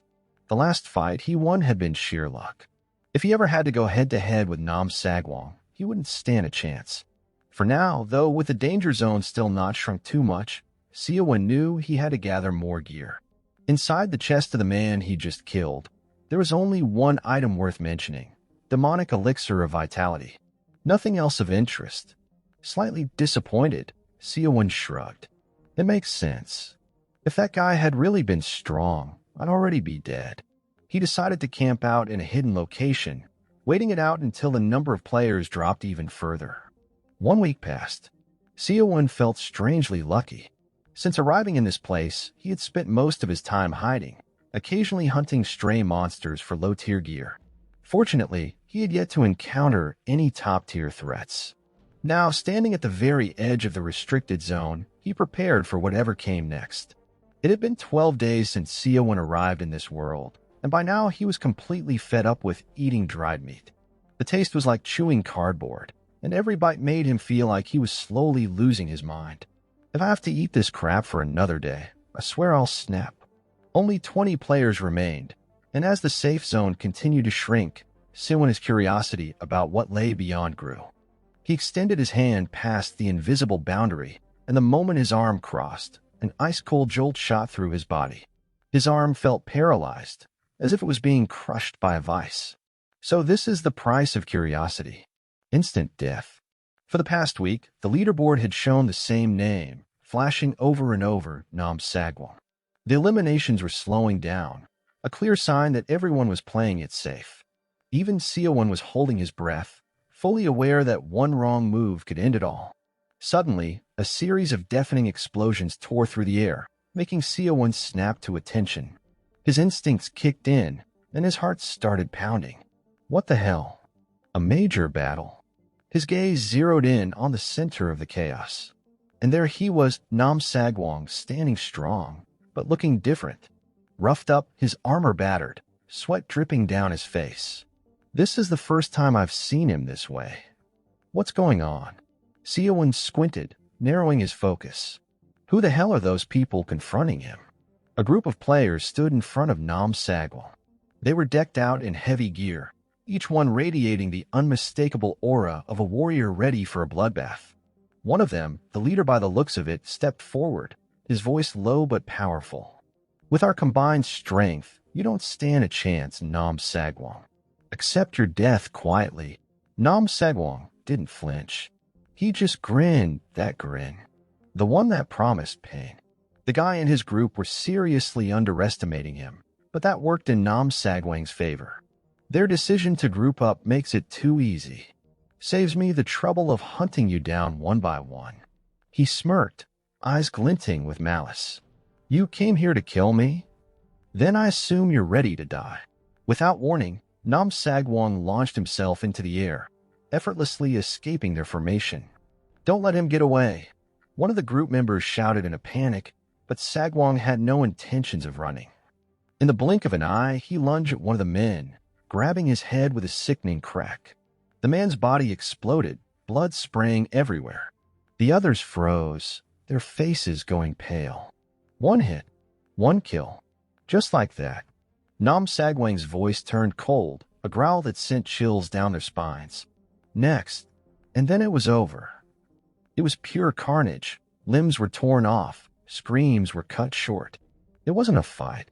It was a massacre. He moved like a shadow, carving through them with terrifying speed and precision. In mere seconds, 3 more lives were snuffed out, their blood soaking the ground. The leaderboard updated again, Nam Sagwang's name flashing in bright red. 9 kills in the blink of an eye. Seowon stared at the screen in horror, his legs rooted to the ground. This guy is a damn monster. 9 kills in seconds. His mind struggled to process the brutality. This isn't a game anymore. Back at the scene, Nam Sagwon stood alone, his body drenched in blood. The blood of his victims, pathetic weak. The stench of failure clung to him. Without a second thought, he left the battlefield, not even bothering to loot the bodies. He simply walked off, searching for a place to wash off the filth. After he disappeared into the horizon, the night fell quietly over the massacre. From the shadows, a lone figure emerged. He moved with purpose, stepping onto the blood-soaked ground, his eyes scanning the carnage. His gaze landed on a broken staff, and he reached down to pick it up. This is Elizabeth's scepter, he whispered, his voice heavy with grief. I swear, I'll avenge you, Elizabeth. I swear it in the name of escrow. Meanwhile, Jin Seowoon was closing in on the shrinking safe zone. Only 11 survivors were left. He muttered to himself, just a little more. If I can hold out a bit longer, I'll make it into the top 10. Everything Seawon had witnessed made one thing painfully clear. Surviving against Nam Sagwong meant one thing: stronger gear. Period. There was no other way. While scouting the area, Seawon's eyes locked onto a massive mansion in the distance. His mind worked quickly. By tomorrow, this place will be outside the safe zone. This is my only shot to loot it. With calculated steps, he moved cautiously toward the mansion. The front doors creaked open with an eerie sound, revealing a massive interior. It was bigger than he expected, its walls filled with ancient grandeur. He moved down one corridor, his footsteps light but urgent. There, on a pedestal, he found a suit of royal guard armor. His heart skipped a beat, but then reality set in. The armor required a strength stat of 110 to equip. He was only at 20. Damn it. Reluctantly, he left it behind. But as he continued his search, he found something much more useful: Mind Awakening Elixir. A potion that boosted his internal energy and reduced cooldowns by 3 seconds. Seawon grinned, excitement flooding through him. Now this is what I'm talking about. Seowon's eyes darted over the pages of the Unbeatable Fist Technique book. He hesitated. If this works like a magic stone. He was immediately struck by the thought of being locked into the technique for 3 hours. Too risky. He shoved the book back into his pack, knowing he had to keep his options open. If it was going to be a game changer, he couldn't afford to waste it now. Better to press deeper into the mansion. With determination, Seowon ventured further, down the winding hallways and toward the basement. The deeper I go, the better the loot will be, he thought to himself, his heartbeat quickening in anticipation. But just as he was about to begin his search, a series of explosive sounds ripped through the air behind him, sending a surge of panic straight to his chest. Something's wrong. His instincts kicked in. He bolted, sprinting through the corridors as fast as his legs would carry him, crashing out into the open air. How the hell did someone track me here? He cursed under his breath. I was so careful. His mind raced as he dove behind cover, scanning the surroundings with frantic eyes. In the distance, at the epicenter of the blast, something made his blood run cold. A figure. His eyes widened in disbelief. No, he recognized the face. The same kid from the waiting room. Floating in midair, eyes burning with unrelenting rage. He survived my attack, a knot of dread forming in his stomach. He didn't just get lucky. This guy is dangerous. He whispered under his breath, Nam Sagwong. I'll remember that name. Nam Sagwong stared up from the wreckage, yelling out in frustration. What the hell are you babbling about? If I could snap your yapping mouth shut, you'd be just another punching bag. Cut the crap and come fight already. My time's too valuable to waste on speeches. Seawon watched stunned. The kid who'd wiped out so many players yesterday was just that, a kid. He couldn't believe it. The blond man above sneered coldly, his eyes narrowing in irritation. Let's see how long you can keep that mouth running. You really do love hearing yourself talk, huh? From his hiding spot, Seawon couldn't tear his eyes away. The blond man raised his staff high into the air, swirling energy pulsing around him like a storm. With a voice full of supreme confidence, he declared, I am Escrow, the master of magic. And with a single motion, he summoned a massive bolt of lightning, launching it straight at Nam Sagwong. But to Escrow's surprise, Nam Sagwong dodged with the grace of water slipping through cracks. He moved with speed and precision, weaving through each strike as if the lightning couldn't even touch him. Frustration flickered in Escrow's eyes. Are you just going to keep dodging forever? He yelled. Try attacking me like you did Elizabeth for the first time. At that moment, Nam Sagwang's face shifted, a flicker of concern crossing his features. This guy isn't just all talk, he thought. He's more dangerous than I expected. Escrow's rage surged as he gathered more energy, his voice growing cold with a promise. This ends now. I'll finish you with this strike. A massive thunder orb formed above them, crackling with raw electricity. The energy inside it was wild, unpredictable. From it, A flurry of lightning shot toward Nam Sagwong, relentless, each bolt more deadly than the last. Nam Sagwong dodged as best as he could, but the attacks came too fast. Every movement had to be perfect. One split-second mistake would mean death. But Nam Sagwong was ready. Using the chaos to his advantage, he closed the distance between them. With perfect timing, he launched himself into the air, charging directly at Escrow. Escrow remained calm, believing that no brute strength could break through his magical barrier. He extended his staff forward and fired a devastating energy beam. But just as the blast was about to hit, Nam Sagwang's body shimmered and vanished. It was an illusion. Escrow blinked, stunned, his eyes wide with disbelief. The real Nam Sagwang had completely disappeared from sight. From his hidden perch, Seawon could hardly believe what he had just witnessed. This guy is on a whole other level.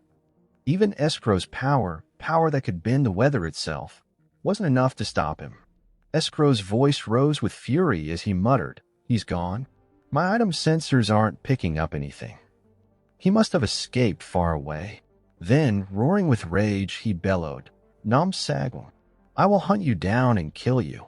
Far from the battlefield, Nam Sagwang staggered through the forest, his body battered and bloody. Through gritted teeth, he cursed, "Damn that mage. He caught me off guard this time, but next time, Escrow. I swear I'll kill you myself." Back at the battleground, Escrow descended from the sky, scanning the area one last time. Frustration boiled inside him. With a final glance around, he vanished into the shadows, his promise of vengeance lingering in the air. His invisibility cloak worked flawlessly, and thanks to it, Seawon moved like a ghost through the area. Not a single person knew he was there. Not a soul had a clue he was even alive. He had survived another brutal day in this unforgiving world. They say the darkest place is always right under the lamp, he thought. His heart skipped a beat when he discovered the basement was still intact. If there's anything of value left, it's got to be down there. He muttered under his breath, the thrill of the hunt coursing through him as he made his way toward it. He flung open the door, revealing a stairway leading down to another passage. The silence in the air was deafening. No signs of anyone having been here recently. He breathed a little easier. He gripped the lantern he'd picked up from the other house and moved into the shadows. But when he reached the end of the hall, Seawon's shoulders slumped. A storeroom full of food? He let out a frustrated sigh. Still, as his stomach rumbled, he quickly realized the upside. With the safe zone shrinking so fast, at least this will keep me from starving anytime soon. An hour later, Seawon was lying on the floor, feeling full for the first time in days. The food wasn't much, but it was enough. He muttered to himself, this would be so much better with a bowl of rice, though. Feeling safe enough to relax for a moment, he figured now was the time to check out the mind-awakening elixir and the unbeatable fist technique manual he'd found earlier. The unbeatable fist technique was created by a man named Manhwa. According to the manual, he had poured every last ounce of his experience into the style, obsessed with creating something undefeatable. But Seawon raised an eyebrow. A record of 1,429 wins and 1,429 losses. He chuckled, shaking his head. That's a pretty dubious win/loss ratio, bro. The technique had fallen into obscurity after Manhwa's death, with no one stepping up to take his place. How the hell did I end up with this? Seawon thought, throwing the manual aside. Still better than nothing. For now, he uncorked the elixir. This better work. Magic training nearly broke me. I'm not going through that again. He hesitated for just a second, then remembered his obsession with getting stronger. He downed it without a second thought. The moment the elixir entered his system, he felt a surge of energy. His body reacted violently to the power flooding his abdomen. Less intense than before, but still enough to make his muscles feel like they were on fire. Oh, here we go, he thought, knowing what was coming next. As expected, he was paralyzed for the next 3 hours. When the process ended, Seawon collapsed to the floor, exhausted. 3 hours of sitting still is no joke, he muttered, his muscles sore. I swear this game is designed to break you. He had narrowly survived week after week, from hiding in the forest to barely dodging attacks from Escrow and Nam Sagwon. The fact that he was still alive felt like a miracle. He drifted into a deep sleep. Day 13 of Cloyd's survival began. Seawon woke up feeling groggy, his body stiff from the paralysis. He left the storage room and checked the shrinking safe zone. His heart sank when he saw something shocking. Only 10 players remained. He scrolled further down, and his eyes widened in disbelief. Jang Dokian had committed suicide. What? Why would he do that? Seowon frowned, lost in thought. Maybe he knew dying here didn't mean real death. Otherwise, there's no way someone like him would give up his life. The news dulled any joy Seowon felt about making it to the top 10. Damn it, he thought. Just when things are looking up. But there was no time to dwell on that. The safe zone was shrinking too fast. He needed to move. His plan was simple: stay alive. Avoid every fight possible. The only way I make it is by staying under the radar. But then, boom. An explosion rocked the air. Seowon barely dodged in time, his heart leaping in his chest. Where did that come from? He whipped around, narrowing his eyes. He recognized that fireball. It was all too familiar. No, it can't be. The dread that settled in his stomach was overwhelming. He knew exactly who had attacked. I triggered his artifact sensor, but I thought it was Nam Sagwon. Escrow raised his voice, cool and commanding, his words cutting through the air like a blade. Do you know someone named Nam Sagwon? Before Seowon could even react, Escrow didn't wait for an answer. If not, then you die here. Seowon froze. The words cut deep, the weight of Escrow's power pressing down on him. He cursed under his breath. I let my guard down. He had been so focused on controlling his new internal energy, he hadn't considered the danger of being this close to Escrow.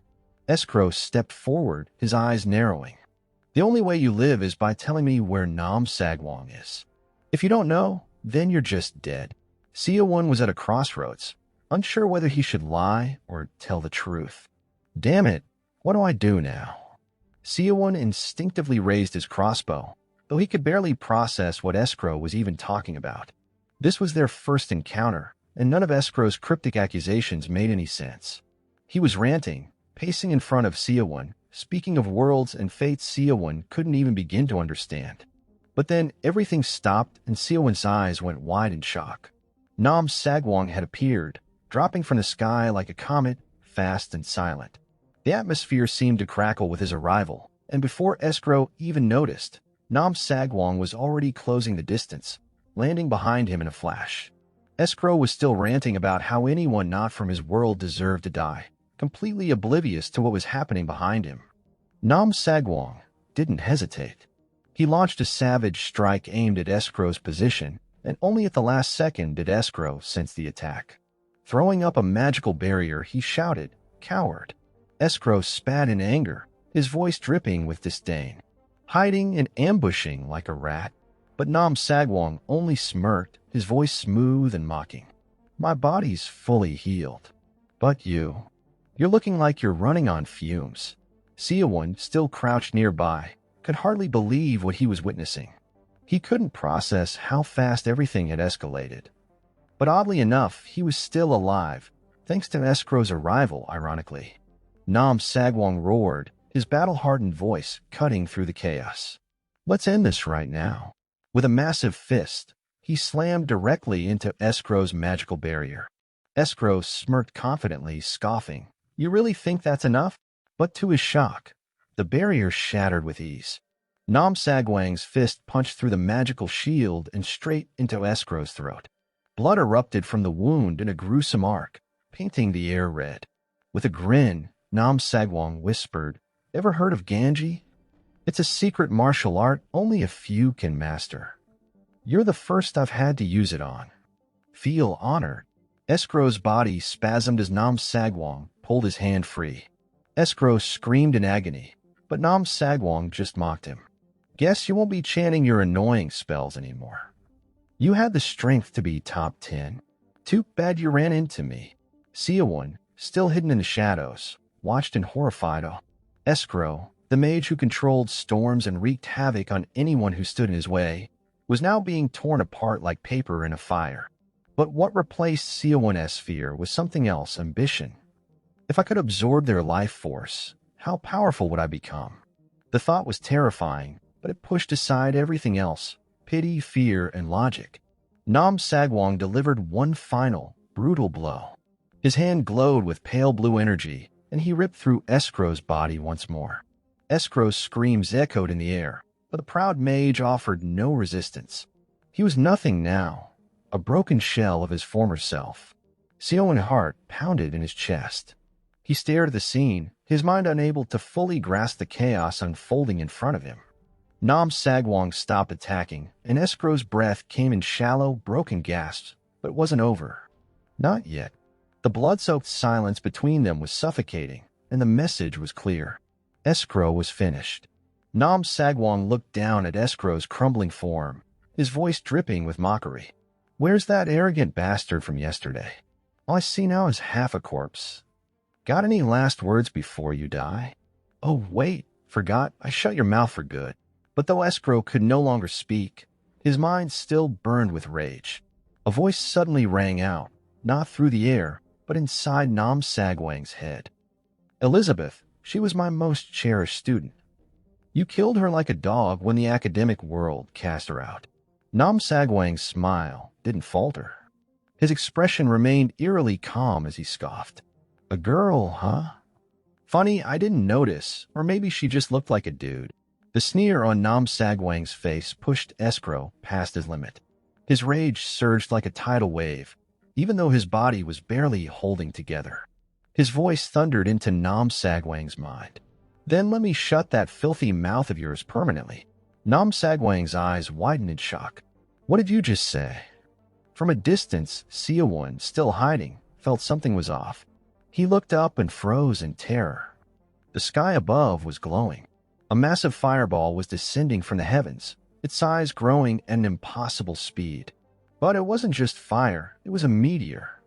Its flaming tail ripped through the clouds, heading straight for them with terrifying velocity. As it got closer, Seowon realized what it was: a meteor-class spell. Even Nam Sagwang's confidence shattered. His pupils shrank, his mouth fell open in horror. His voice cracked, panic overtaking him. "No way. He can't chant spells. How the hell is he doing this?" Escrow's voice rang out one last time, calm but unyielding. "This is the final magic of a grand mage. It's called revelation. I traded my life for this." Nam Sagwang turned and bolted, his legs pushing him to the limit as he ran. The ground beneath him seemed to shake with the fury of the meteor's descent. There was no time to think, only time to run. Seowon's bravado evaporated the moment the explosion tore through the ground. "You psychotic bastard!" he screamed, fleeing with all his might, his feet pounding the dirt beneath him. His heart was racing. Why didn't I run sooner? He cursed himself. But it was too late. In a cataclysmic burst of energy, the meteor crashed down where Escrow had stood. The shockwave rippled outward with a force that shook even the farthest mountains miles away. Escrow's body was gone, dissolved into dust. His final thoughts echoed, a haunting whisper filling the air. "Elizabeth, after all these years, I'm glad I got to see you again. Let's meet again soon." And then the explosion, monumental, destructive, flattened everything in its wake. The force sent debris flying in every direction. Seowon was thrown to the ground, the blast wave rattling his bones. Smoke filled the air as the earth itself seemed to tremble. An elf, perched far away, watched in dread as the fiery bloom spread across the sky. His heart sank. Only one person could cast a spell of that magnitude. His worst fears were confirmed. Escrow, the fearsome mage who controlled the storms, had finally used his last card. At the edge of the destruction, Seowon lay, battered and broken, coughing through the smoke. He was still alive, but barely. He muttered between shallow breaths, "Damn it, I should have run earlier." All this because of that damn life energy. Seowon gritted his teeth, and with the last of his strength, he reached into his inventory. His arm was barely functional, but he managed to grab a healing scroll. With one hand still working, he clenched it between his teeth, tearing it open. Then another, and another. One by one, he ripped open healing scrolls, each one helping his body respond, if only barely. Damn lucky I used that elixir last night, or I'd be dead right now, Seowon thought. But even as his wounds closed, the pain didn't dissipate completely. His body was still screaming in agony, but he could stand now, and that was enough. With his healing items exhausted, a system notification suddenly popped up in front of him. Escrow has been eliminated by Nam Sagwon. Seowon felt a strange twinge of regret. So Escrow is really dead. He had never been able to absorb Escrow's life force. But going back to the crater now was suicide. The absence of any death report for Nam Sagwon meant one thing: he's still alive. A cold knot formed in Seowon's chest as he pondered the implications. And then, a faint voice broke his thoughts. Someone was calling for help. Seowon froze, instinctively scanning the area. He moved cautiously, pushing through debris and rubble. As he came closer, his steps faltered. There, lying in the dirt, was Nam Sagwon. His body was mangled beyond recognition, both arms and legs likely vaporized in the blast. But there he was, alive, clutching a healing scroll between his teeth. His voice rasped out in desperation. "Help! Help me!" He was pathetic. Helpless. Nam Sagwon, the monster everyone feared, was begging for aid. Just one rip of that scroll, and he'd survive. But he couldn't do it. He had no hands. Seowon stared at the broken man. Just like I thought. There's no way he dodged that meteor. Of course it hit him. Nam Sagwon, Seowon said calmly, his voice unwavering. At the sound of his name, Nam Sagwang's eyes widened. Recognition hit him like a slap in the face. Fear raced behind his bloodshot gaze. Seowon took a step forward, his voice flat. "Every time your name popped up in the kill feed, I wondered what kind of items you had. I thought you'd win this whole thing. But look at you now." Nam Sagwang's voice cracked with panic as he shouted hoarsely, "Help me. Help me, and I'll make sure you win. I swear it. You want to survive this game, I can make it happen." Seowon didn't flinch. His heart didn't race in fear. It pounded with something else, something darker. Life energy, power, loot. All of it was right in front of him, ready for the taking. "You think you'll win by killing me right now?" Nam Sagwon gasped. "You won't make it far alone. I can help you." Seowon smiled faintly, the corner of his lips lifting. "Then the least you can do is remember the name of the one who's going to kill you."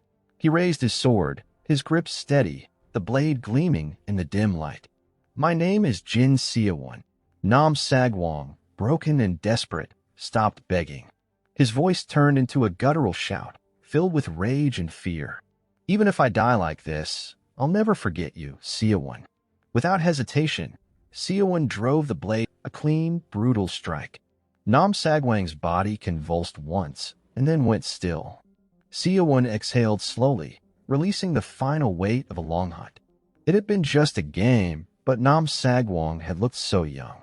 For a brief moment, a flicker of guilt washed over Seowon, but was drowned out by the overwhelming feeling of victory. Nam Sagwang's body dissolved into particles of light, and as it did, a surge of raw, overwhelming life energy erupted from the remains. Seowon felt it hit him like a tidal wave, his body trembling as he absorbed every last drop. Holy moly, that bastard wasn't normal at all. His voice was low, reverent as he processed the power coursing through him. This energy, this power, it's massive. He could feel it inside him, his inner strength boiling, his core expanding. This was what real internal force felt like. Limitless, heavy, alive. Elsewhere, the remaining survivors, each a high-level contender, sat hidden in corners, watching, waiting, preparing. But then, system notification. System alert. The cunning shall now run wild. Jin Seowoon has eliminated Nam Sagwon with a longsword. And in that instant, across the battlefield, every player paused. Nam Seowoon, the predator, the beast, dead. A collective wave of tension swept through the remaining players. And somewhere in the silence, someone whispered, "So now we've got a new monster to worry about." Still enveloped in a radiant glow, Seowon stared at his hands in awe, his mind reeling from the amount of internal energy he had just absorbed. This is enormous, he thought, a confident smile creeping across his face. With this power, I could hold my own against anyone. He glanced down at the ground beside him and noticed Nam Sagwang's box. As he reached out to open it, Seawon couldn't help but reflect. With that much internal energy, Nam Sagwang must have been strong even before the game started. He wondered if Sagwang had really done no farming at all, but then quickly admitted to himself that he'd be disappointed if the chest turned out to be empty. With a loud creak and a sudden burst of green light, Seawon lifted the lid of the box, peering inside with excitement. His eyes widened in shock as he gasped. No way! Inside the chest lay 5 powerful rings, each with a different attribute. The first was Kaiser's Ring, which massively increased agility. The second, Dreamer's Ring, for strength. The third was Galen's Ring, for stamina. The final 2 were Tohar's Rings, both enhancing magic resistance. Seowon watched in stunned silence as the glowing items floated around him, each ring radiating a potent energy.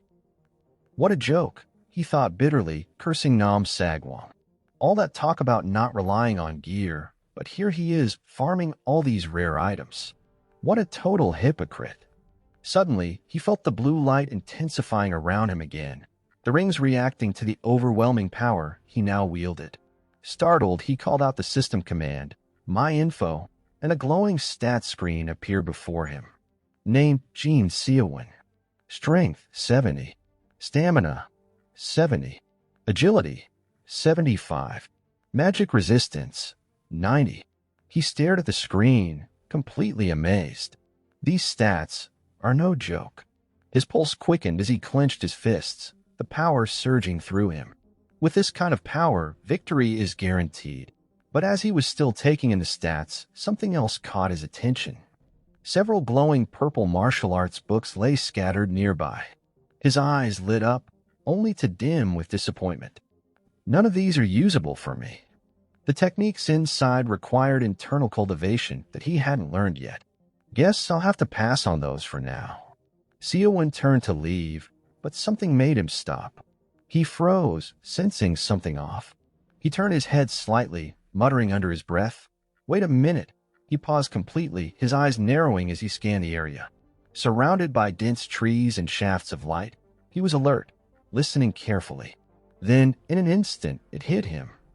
He sensed someone approaching, but it wasn't just anyone. Eshkro? The name flashed in his mind, and just before he could process the thought, a massive fire attack crashed down on him. The flames engulfed him instantly. Seowon felt the blast hit hard on his back, a painful surge of heat before the fire receded. Coughing through the smoke, he squinted through the haze, searching for the source. From the trees stepped a man with pale hair and a long coat, holding a staff. His lips curled into a sneer, and he mocked, Can't be that clueless while farming, huh? Seowon remained enveloped in smoke from the explosion, but he wasn't harmed. The man stepped forward arrogantly, his voice dripping with sarcasm. If you fell for a surprise attack like that, then I guess Nam Sagwang must have been pure luck. Instead of being injured, Seowon stood up, calmly facing the man. What exactly are you doing? He asked flatly. The attacker, clearly panicked, muttered in disbelief. No way. You're fine after taking my flame spell. Seowon glanced around, unfazed. I thought I saw something flash, he said casually, as the system window popped up before him, confirming it magic resistance, 90. From a distance, the man's eyes widened in panic. He stammered, Back off, or I'll use something stronger. You think this is a joke? Seowon, unfazed, continued to approach him. The man began to cast his magic once more. Flames swirled violently in his hands as he shouted the name of his spell, Escrow Core Flame. Sweat poured down his face as fear gripped him. But Seowon wasn't worried. That spell won't work, he muttered under his breath. Then, with a deafening explosion, the spell detonated, the flames crashing into Seowon. The blast was far stronger than before, but just like the last time, the fire did nothing. Seowon emerged from the blaze completely unscathed, flames curling around him like a protective barrier. His expression remained intense, focused. With his fists clenched, power radiated from the rings on his fingers. Seawon stood tall, eyes locked on a man as he spoke with unwavering calm, fearless fist. His body still enveloped in swirling flames, Seawon lunged forward, his movement lightning fast. He struck with overwhelming force, unleashing his devastating, straight-severing fist. The impact connected squarely with the attacker's chest, sending shockwaves through the air that seemed to burst out from his back. The sound of the hit was deafening. The man's expression twisted in shock and pain, blood flying from his mouth as he staggered backward, reeling from the sheer power of the blow. The force of the punch sent him flying through the forest, crashing into trees and tumbling through debris. His staff and pouch were violently flung aside. Still surrounded by the fading energy of his attack, Seowon lowered his fist, staring at it with quiet surprise. I didn't expect much from this technique, he thought. I assumed it was just some martial art that always loses. But as realization dawned on him, Seowon couldn't help but wonder, does the power of martial arts change based on the internal energy one possesses? His eyes widened with interest as he glanced down at the glowing rings on his fingers. The attacker's face contorted in terror as his body began to shatter into glowing shards. A system message flashed across the screen. Jin Seowoon has killed Jahark with sword technique. The player count updates. Only 7 survivors remain. Seowon reflected calmly on the events that had just unfolded. He noted that even decent magic spells didn't leave a scratch on him, most likely because of his high magic resistance. He gently brushed back his hood, feeling the faint blue energy flow across his chest as he absorbed it. Now alert and cautious, Seowon understood that with Nam Sagwong dead, all the players who had been hiding were finally starting to make their move. He surveyed the dark forest around him, aware that the real threats were beginning to emerge. Standing alone beneath the moonlight, in the heart of the forest, Seowon muttered to himself, "This night feels like it's going to be long." Without wasting time, Seowon dashed forward, his enhanced speed ripping through the trees like a gust of wind. While running, Seowon smiled to himself. I can imitate the Elder's lightness skill now. He grinned, silently thanking the Elder, and promised himself that he would definitely win this. An hour passed under the pale moonlight, and Seowon, still concealed by his enchanted cloak, clung to a tree, perfectly hidden in the shadows. Suddenly, a mocking voice called out from the darkness. "Jin Seowoon, stop hiding and come out to play." Seowon narrowed his eyes in mild irritation. Someone's really being that loud in the middle of the night? The unknown figure continued, his voice dripping with sarcasm. Jahark was actually a pretty useful mage before he was killed. A muscular man in a cape leaped out from the shadows, brandishing a massive sword. "Come on, coward," he shouted provocatively. "Fight like a man."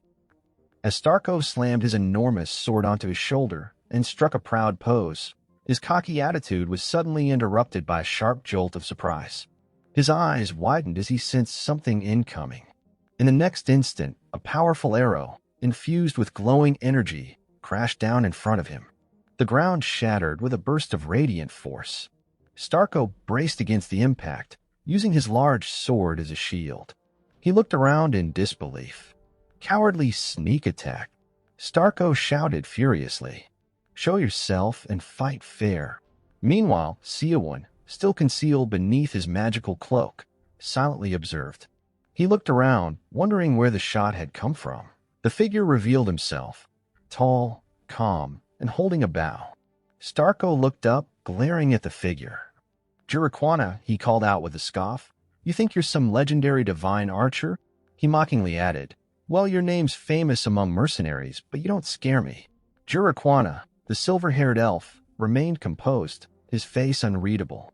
He didn't respond directly, but instead glanced down at Starko with a faint smirk forming on his lips. "Jurikwana," Starko continued, his tone more casual now. "How about we team up? Let's take down Seowon first." Jurikwana silently jumped down from the tree and began walking towards Starko. As they met face to face, Starko praised Jurikwana's judgment and formally introduced himself as a mercenary from the guild. "I'm Starko," he said with confidence.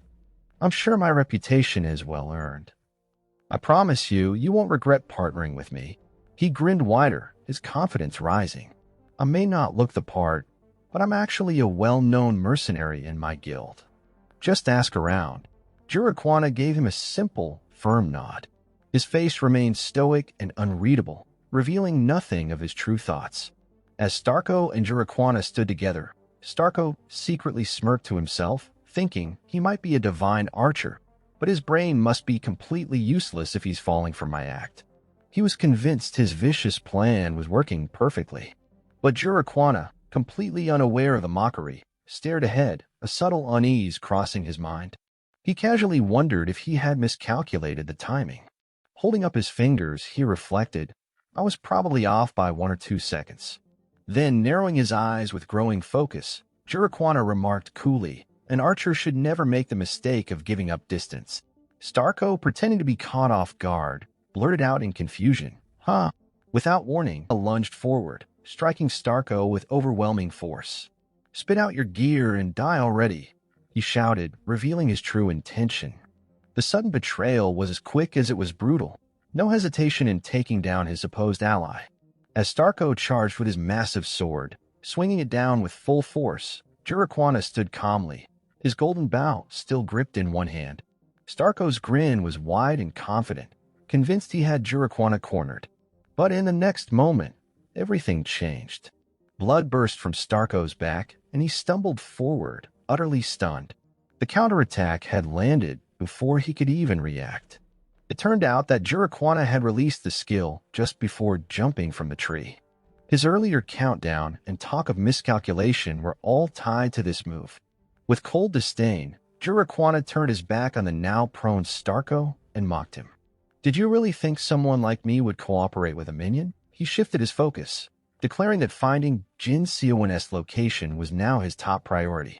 Wasting time on Starko's pathetic scheme was a mistake, he muttered to himself, clearly frustrated.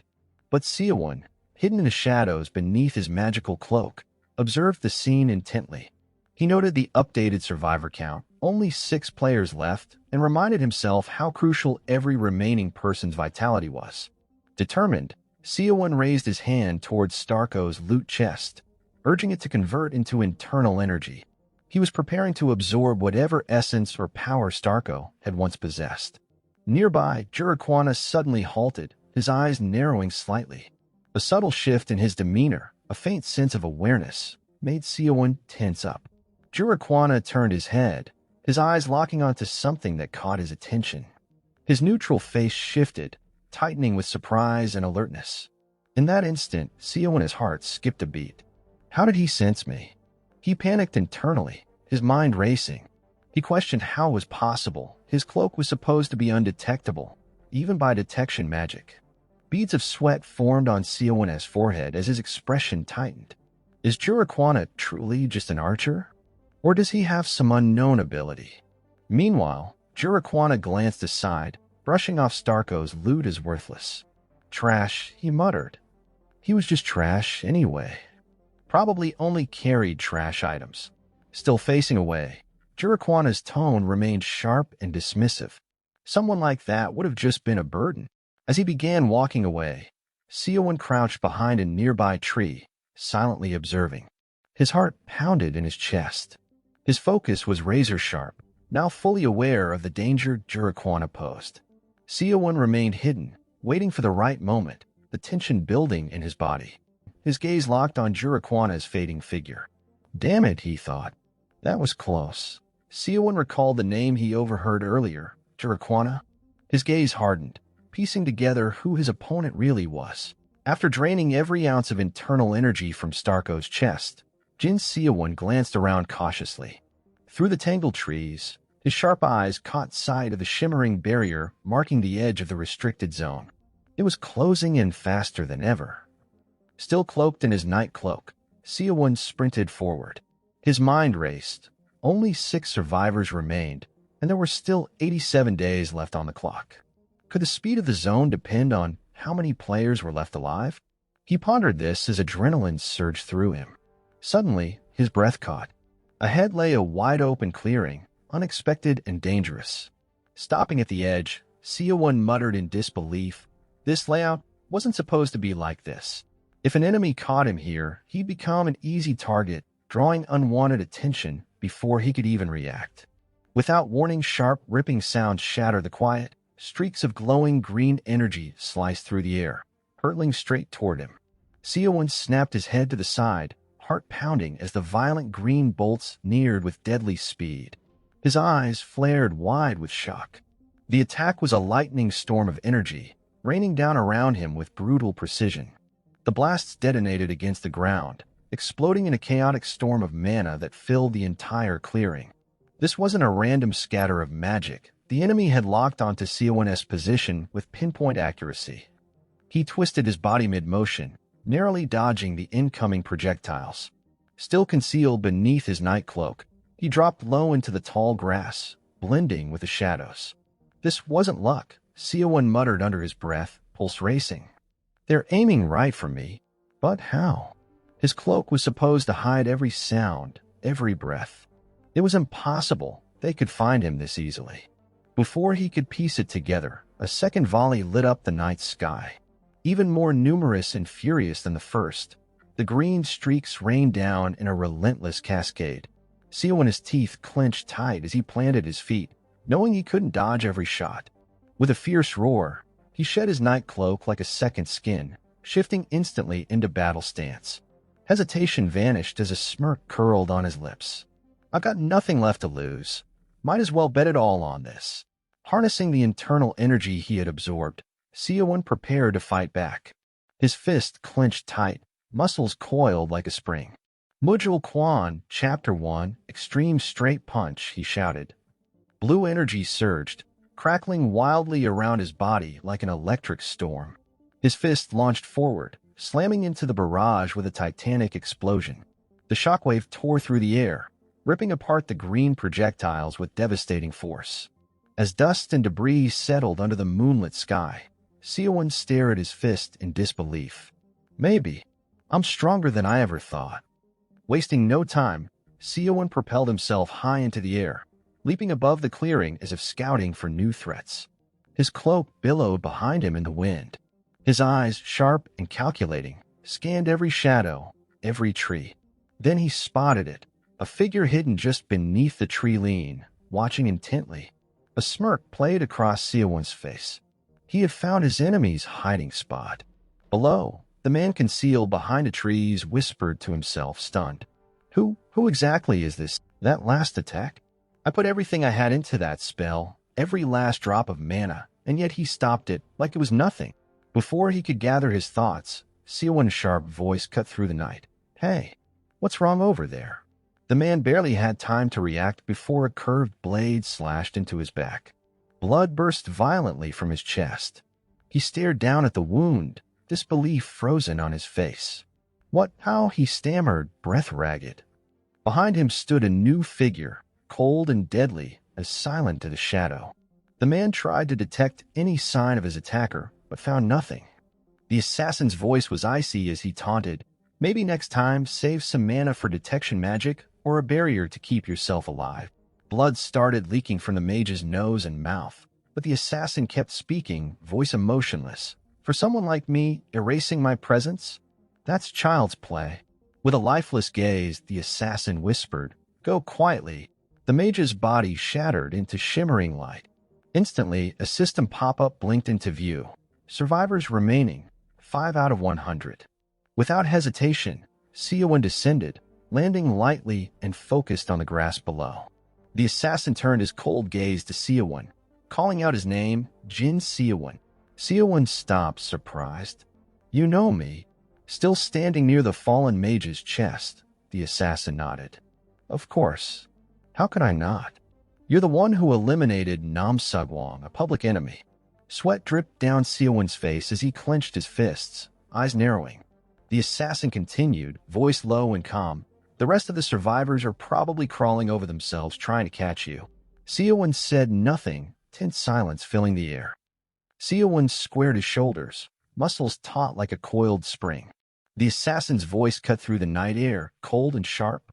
I've never missed a single target I set my sights on. His dual blades gleamed like twin flashes of lightning as he lunged forward. Hand over everything and die. The assassin charged like a deadly Tesla coil, firing bolts in all directions, precise, ruthless. Seowon met him head-on, fist swinging with the force of a heavyweight boxer, ready to land knockout. Their collision shattered the silence like a thunderclap in a blackout. The assassin moved with the slick efficiency of a pro gamer spamming combos. Every slash a razor-sharp symphony of violence. "You're slow, man. You're literally buffering," he sneered. Seawon staggered back, crimson blooming across his arms from deep cuts. Pain shot through him like a bad electric shock, but his breath stayed steady, eyes sharp. The assassin smirked, impressed but cocky. "Thought you drop easy. Guess you're the real final boss." Seowon's mind raced. If he hadn't layered his body in internal energy, he'd have been wiped like an old save file. This wasn't a noob, the guy was strong, maybe even in-game level. The assassin flexed his confidence like a streamer, boasting about an undefeated win streak. "Your death? It's just a matter of time. I don't miss. Ever." The assassin hissed, then vanished. Like a ghost in a blackout, his form dissolved into streaks of black shadow. Seowon's heart slammed as panic flared. Wait, what? He just disappeared.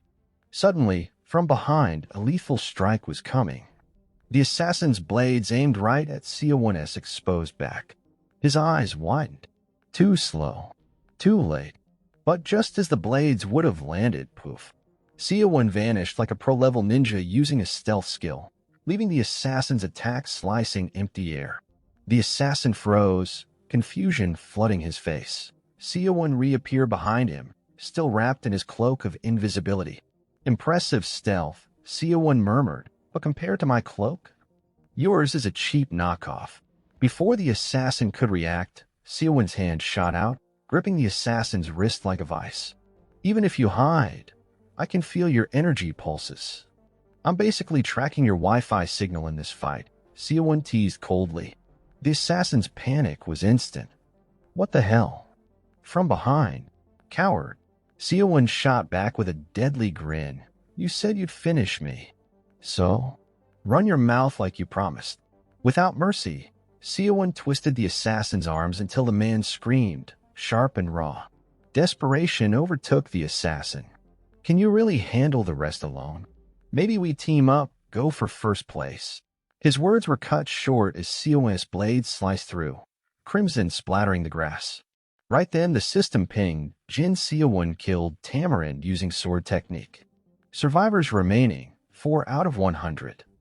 Seowon exhaled slowly, steadying his breath as he adjusted his collar. He mentally counted the life energy absorbed from 2 fallen foes, and how their healing scrolls patched his wounds. The earlier fight had been noisy, too noisy. He needed to loot fast, then vanish like a ghost. Among the assassin's loot, a glowing book pulsed with purple energy. Seowon flipped it open, a system alert popped up, scroll of spirit-wielding illusion step. It summoned battle clones, the number scaling with internal energy. Lucky bastard never mastered internal energy, Seowon thought. If he had, this fight would have been a total rage quit. Lost in his thoughts, Seowon didn't notice the shadow creeping closer. Suddenly whip. An arrow sliced past his cheek, burning like a text alert on full volume. He was caught off guard.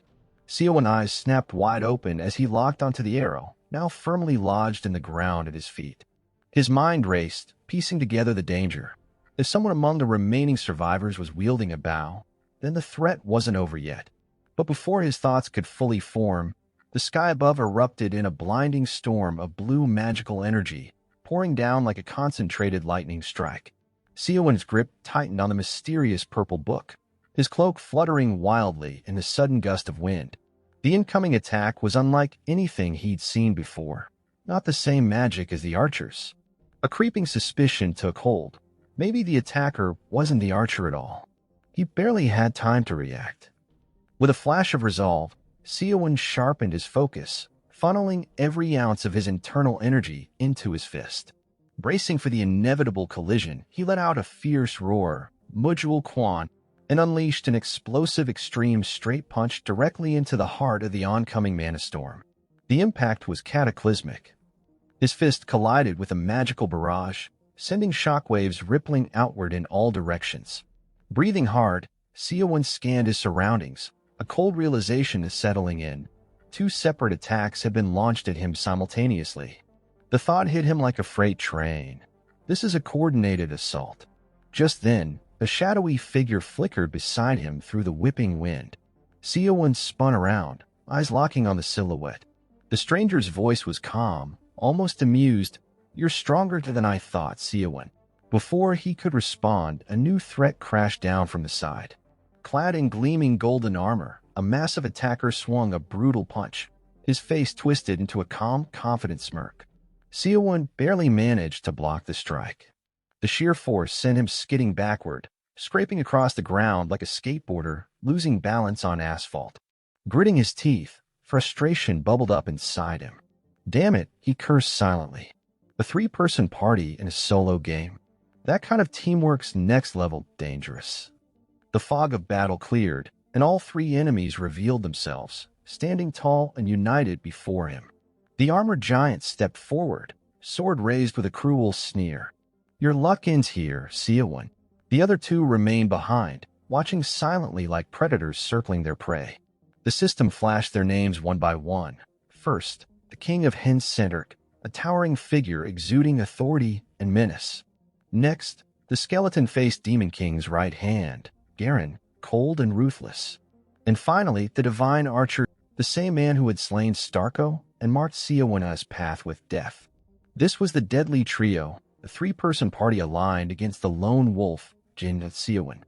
The three adversaries, Senterk, Garen, and Jeroena, now stood united, towering above Seowon from the higher ground, effectively hemming him in like a caged beast.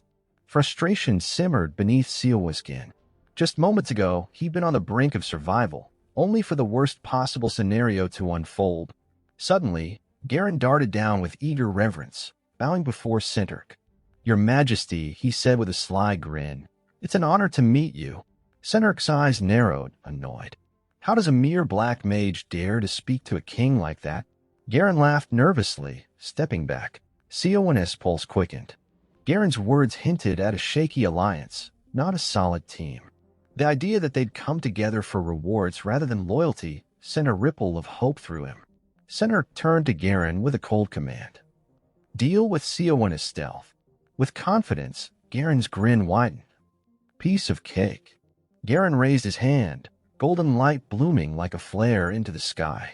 Seowon winced, shielded his eyes from the blinding glow, struggling to comprehend the magic. Garen launched the orb upward, and suddenly the entire field was bathed in harsh, unforgiving light. "No more darkness for you to hide in," Garen declared. Senterk chuckled, impressed. "Smarter than I thought, Garen. Clever use of your magic." Seowon squinted against the glare, realization dawning. The cloak of stealth only worked in the shadows. It wasn't invincible after all. Before he could react, Garen stepped forward, voice casual but edged with menace. "I wanted to thank Namsegwang for killing Escrow, a thorn I never got to remove myself." He shrugged, accepting the harsh reality. Then, grinning wide, he added, "In the name of the great demon lord, it's your turn now." Garen's hand surged with dark energy, the ground cracking beneath him. He unleashed his skill, Chaos Blade, Dark Blade Storm. A furious whirlwind of violet mana blades spiraled out in every direction. Seowon's eyes darted, instinct sharpening. Mages were vulnerable in close combat, but charging blindly risked being shredded by the storm's full fury. Yet, if he could close the gap, maybe he could interrupt the spell. He charged forward, unwavering. Garen shouted, frustration lacing his words. "Foolish brood. Just die." The dark blades sliced violently through the air, cutting down everything in their path as they slammed into Seowon. Pain exploded across his body, blood spraying like a glitching pixel effect. Yet Seowon's internal energy flared, circulating fiercely to shield and heal, dulling the worst of the damage. Despite the agony, he pushed onward, every step fueled by determination to close the distance. The onslaught was merciless. The storm tore into him, shredding his cloak of stealth, triggering a system alert, cloak damaged, non-functional until repaired. Staggering, Seowon realized his internal energy barrier was crumbling. The cloak destroyed, defenses shattered. From afar, Garen watched smug. He assumed Seowon was finished, completely torn apart by the storm. But just as the blade slowed, Garen's eyes widened in shock. Seawon shouted the name of his hidden technique, voice cutting through the chaos. Severing Fist, Chapter 1. Garen's face twisted in disbelief as a fierce burst of energy erupted from Seawon, launching the counterattack. Mocking laughter spilled from Garen's lips. "Foolish brat," he sneered. "There's no way you'll win. Just give up." But Garen wasn't done. With a sinister smile, he raised his hand once more and summoned a dark spell. Chaos Dead Man Hands, Touch of the Dead. From the cracked earth, glowing dark purple hands erupted, clawing skyward, aiming to crush and restrain Seawon. The undead magic crashed down, shaking the ground like a seismic event. Despite the danger, Seawon sensed something different about this mage. This guy's on a whole other level, he thought, clenching his fists tighter, preparing to break free. Without hesitation, Seawon activated Spirit Illusion Steps. As the ghostly hands closed in, his form blurred, multiplying into phantom copies that danced and weaved through the chaos, slipping past the crushing grasp. Garen's shock was audible. "I thought you just threw punches," he spat. "Never thought you'd have illusion magic too." His voice carried reluctant respect. "You've got some serious tricks up your sleeve." Wounded but undeterred, Seawon roared, "My victory is complete," and charged forward to deliver the final blow. Just as Garen raised a desperate hand to cast a barrier, another voice sliced through the tension. "Piercing aura," Senhurk muttered coolly, preparing his own sneak attack. A golden flash streaked across the field as Senhurk appeared behind Garen, his blade piercing straight through the mage's back. Blood sprayed as Garen's body stiffened, shock etched on his face. "What? How could you, a king, do something so vile?" Garen gasped. Senhurk's voice was ice cold. "There's no greater justification than victory. Besides, I never agreed to team up with a scoundrel like Garen." His words dismissed any talk of betrayal like dust on his cloak. Nearby, Zurikana, the divine archer, heard the exchange and responded with mild confusion. Now it was just the two of them left standing. Senrika's tone sharpened. "Zurikana, the divine archer. Jiren's been a thorn in our side for too long." He eyed the situation curiously. "Funny how this turned into a one-on-one duel." Unfazed, Zurikana smiled. "Doesn't seem like our duel's happening just yet." Suddenly, Senrika's expression tightened. Something was off. He spun around to find Seawon, bloody but unbroken, rising from the dust behind him. Before Senriku could react, Seawon lunged, delivering a crushing punch straight to his gut. The blow was charged with fierce energy, striking with the force of a freight train. Senrika's body twisted violently, sent spinning like a tornado. He crashed against the cliff wall far below Zurikana, sending stones and debris flying. From the edge of the clearing, Seawon crouched, gasping for breath, exhausted but alive. As the dust settled, his eyes locked on the remaining foes. "Finally, made it to the top," he muttered with relief. Zurikana, standing tall on the cliff, remarked coolly, "I thought you'd been killed by Senrika's blade. Turns out, just an illusion." Still defiant, Seawon glared upward. "Zurikana, stop spouting nonsense and come at me already." Zurikana smiled slyly. "Why the rush? Looks like you've got business with the other guy first." Below, Senrika stirred, fury and disorientation twisting his face. "That trick you used, unpleasant," he growled. "I clearly saw the hit." Eyeing his damaged armor, he admitted grudgingly, breaking through a Carson master's craftsmanship takes power. Before he could say more, Seawon, now shirtless, battered, but burning with resolve, cut in sharply. "Enough talk. Come at me already. One at a time, or all together." Senrika's scowl deepened as golden energy swirled around him. "Seawon will regret forcing me to give my all." In an instant, Senrika vanished. Seawon's eyes widened in shock, scrambling to react. Before he could counter, Senriku closed the distance at impossible speed, thrusting his sword straight through Seawon's shoulder. Blood splattered wildly from the impact as Seawon staggered, reeling from the brutal strike. Senriku's voice cut through the chaos, dripping with cold confidence. "Speed like mine? Unmatched." He explained, "I targeted your ligaments, crippling your arm. I know your strange technique needs both hands. That's my edge." Seawon clenched his teeth, stunned by the realization. This wasn't some brute force fighter. Senruku's speed was so fierce, even tracking his key moves felt impossible. Clutching his bleeding wound, Seawon refused to accept defeat. How the hell did I survive this long if I'm going to lose now?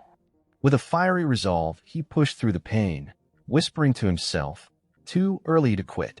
Power surged deep inside him. Blue energy crackled fiercely, igniting from his core like a live wire. Senruku's eyes burned with fury. He couldn't believe what just happened to his rapier, shattered and broken.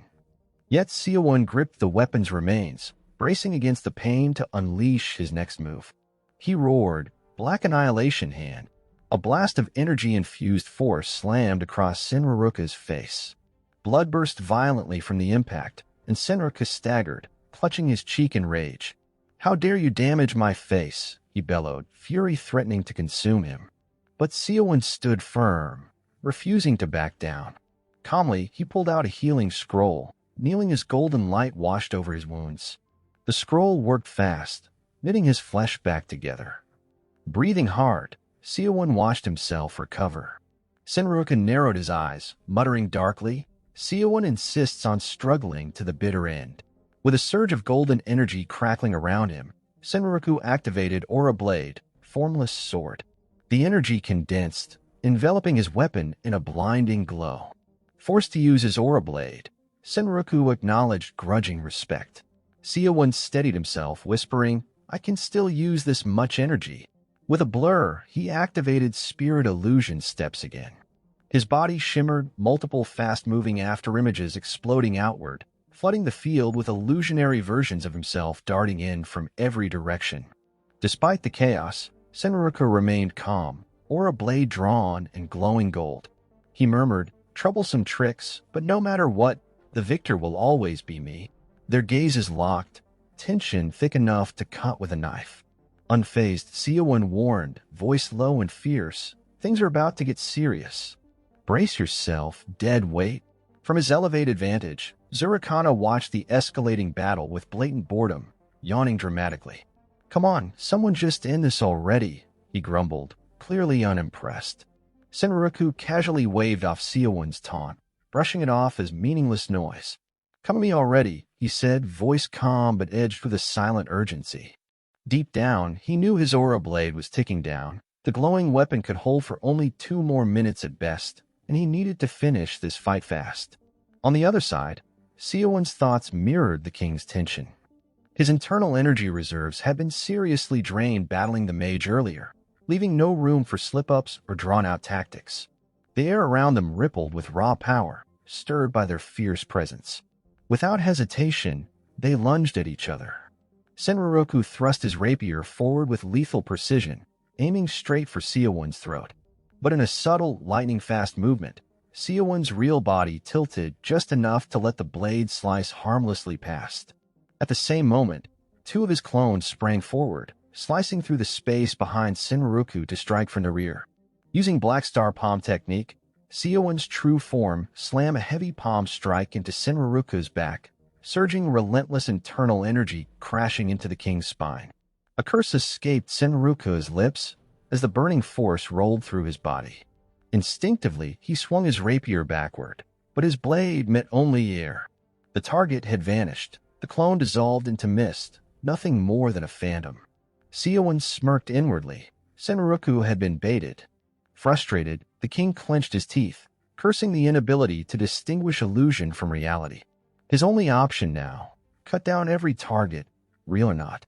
Before he could act, a solid fist smashed into his jaw, snapping his head back. Coppery blood filled his mouth. Seowon's raw physical power left no doubt which was the real strike. Seowon taunted, voice sharp as a blade, how does a loser's punch taste? Senruku's eyes flashed wide at the insult, but before he could respond, Seowon explained his secret. Every phantom born from spirit illusion steps could strike exactly like the true body. There was no way to tell them apart. To prove the point, 2 clones leapt high, aiming a synchronized side kick towards Senruku's ribs. Senruku twisted and vaulted backward just in time, the kick slicing through empty air, momentum lost. Seizing the moment, Senruku targeted the clones anew, drawing deeply from his mana reserves. His rapier glowed with golden white light as he prepared a piercing strike. With deadly grace, he lunged, spear-like rapier slicing through both clones, vaporizing them instantly. The exertion trembled through Senruku's arms. He pushed his power to the limit to finish the move, but the clones, disappointingly, had no durability beyond their illusions. Only 5 Seowons remained now on the field, the real one among them. Senruku slowed his breathing, eyeing the time. The aura blade had maybe a minute left before it would fade. Having witnessed Seowon's skills firsthand, anxiety prickled at the king. Time was running out. Far above, on a distant cliff, Jiro Kana watched with narrowed eyes. Pride and honor held him back from joining the fray. He refused a sneak attack while the warriors fought fairly below. A casual voice cut through the tense silence as the divine archer mused aloud. Watching Senruku, the mighty king of Cruzan, struggle so hard against a lone martial artist, unexpected. Senruku's voice rang out urgently, calling to Jiro Kana. Stop spectating and come assist. We need to take Seowon down now. But the divine archer showed no sign of agreement. Calm, detached, Jiro Kana reminded Senruku to keep his focus sharp. Seowon closed the distance in a heartbeat. The king barely had time to react before Seowon's palm shot forward, deadly and precise. Senruku lashed out with his aura blade, a torrent of blue-white lightning carving through the atmosphere like a high-voltage arc. The blade screamed past Seowon's face, missing by the barest margin, too close to call. In the same instant, Seowon's palm lashed out again, infused with the resolve of a final judgment. The severing fist technique bore down hard, a crushing force aiming to cleave through defenses and end a fight. The clash was cataclysmic. Senruku twisted his rapier across his chest just in time, aura colliding violently against Seowon's internal energy. Light exploded outward, blinding and raw, illuminating the war-torn clearing as if it were a battlefield under floodlights. Pain surged down Senruku's arm, the shock rattling his very bones, but he refused to yield, teeth clenched against the force. Seowon's silent curse echoed in his mind. Despite the diversion, the king had not only recovered but blocked his fiercest strike. Senruku's sharp eyes caught the subtle shift in Seowon's stance. No illusion could move with such grace and certainty. The real martial artist was standing before him. With cold determination, Senruku pressed forward, driving his rapier deep. His voice dripped with triumph as he hissed an insult, the taste of finally pinning down the elusive fighter sweet on his tongue. The blade tore through Seowon's chest, blood exploding outward in a violent spray that stained the ground crimson. For a heartbeat, the figure wavered, real enough, with a ragged breath and a gaping wound where the heart belonged. Then came the smile, slow and familiar, cutting through the grim tableau. The body dissolved into shadows, fading like a glitch in reality. Another clone. Senruku's breath hitched. For a long moment, he stood frozen, stunned by the cruel trickery. The humiliation of striking illusions rather than flesh settled heavy on his shoulders. Meanwhile, Seowon held his silence, steadying his breath, gathering strength. He dismissed the sting of Senruku's insult and focused on recovery, knowing the battle was far from over. Senruku's anger finally boiled over, shaking the clearing with its raw power. "Victory is meaningless now," he roared, voice echoing like thunder. "I'll tear you apart, every shred of power unleashed." From a distant ridge, Jiro Kana chuckled darkly, entertained by the spectacle. He mused aloud, wondering if the legendary madness of the berserker of war had finally awakened once more. Senruku's expression hardened. Planting his feet, he drew deeply on his reserves, his rapier glowing brighter as golden energy surged through it. The aura now felt like a storm condensed into a single lethal form, unstoppable, untamed. No longer holding back, Senruku vanished in a blur, reappearing elsewhere on the field. His blade flashed twice, tearing through 2 more of Seowon's illusions, their forms dissolving instantly into vapor. The king stood motionless once again, a monument to deadly velocity. Only 2 remained. 2 possibilities. Neither could be trusted. His eyes narrowed as he carefully tracked the last 2 figures, the tension thick enough to silence the wind. Without hesitation, both Seowons surged forward with a battle cry. The true Seowon leading the charge, declaring it was his time to turn the tide. The real Seawon unleashed a straight-cut fist aimed at Senruka's core. The king, drawing on instinct and hard-earned experience, twisted his torso just enough to let the powerful blow whistle past harmlessly. But the other Seawon followed swiftly from the right, jabbing precisely into Senruka's ribs. Pain exploded through the king's side, and a mouthful of blood spat out as the strike connected solidly. In that moment, something clicked. This was no illusion. The Seawon on his right was the true body. Reacting on pure instinct, Senruku snapped his arm upward, thrusting his broken rapier, still glowing faintly with its fading aura, toward the enemy's mouth, aiming to pierce the head. But instead of resistance, the blade passed through like slicing mist. The form dissolved instantly, vanishing without a trace. Breath ragged, Senruku muttered to himself in disbelief. It had been another clone, nothing but shadows without weight or blood. Raising his rapier again, now barely shimmering, he pointed it at the last remaining Seawon. The king was certain this had to be the real one. The confrontation had narrowed to this single, decisive moment. Seawon stood tall opposite him, breathing heavily, blood trailing down his limbs. There was no hint of retreat in his posture. Senruku's voice cut through the charged air, laced with cold resolve. His final promise, this would be the end. Seawon offered no reply. He needed the briefest moment to steady his breath, ignoring the grandiose taunts of the man he privately labeled an Iskaner wannabe. His focus sharpened solely on the strike to come. Both warriors lunged forward, the ground cracking beneath their feet as they propelled into the final clash. Senruku's divine steel rapier darted like a lightning bolt toward Seawon's skull. But Seawon met the attack head-on, raising his right leg in a sharp, explosive kick. His foot collided with the king's hand, diverting the blade just enough to send it wide. They crashed to the ground with a thunderous thud, the earth trembling beneath their weight. Senruka gasped, astonished. It was almost unbelievable to see Seawon hold even footing, armed against the king's full power. With grim determination, Senruku surged forward again. Seawon faced the charge, internal energy swirling like a tempest inside him. Gathering every last ounce, he channeled it into his leg, a radiant light flaring as his foot met the blade's edge. The impact was catastrophic. Seawon's leg seared under the intense heat and force, skin blackened and muscle scorched. His body screamed, and a primal cry tore from his throat. Pain snapped his fading consciousness into brutal clarity. Senruku grinned with satisfaction. The damage was real. Breakthrough. He believed the advantage was his. Seawon collapsed onto his back, crimson flowing from fresh wounds. Agony overtook him. A scream tore through the battlefield. Senruku stepped forward, blade raised, looming over the broken figure beneath him. But then, through grit and blood, Seawon shouted, pleading for the king to wait. With merciless resolve, the rapier plunged into Seawon's chest, the piercing light of the aura blade flaring bright and unrelenting. For a fleeting moment, Senruka's aura blade clung to its fading radiance, defying the draining energy that surrounded them. Slowly, the glow dimmed and vanished.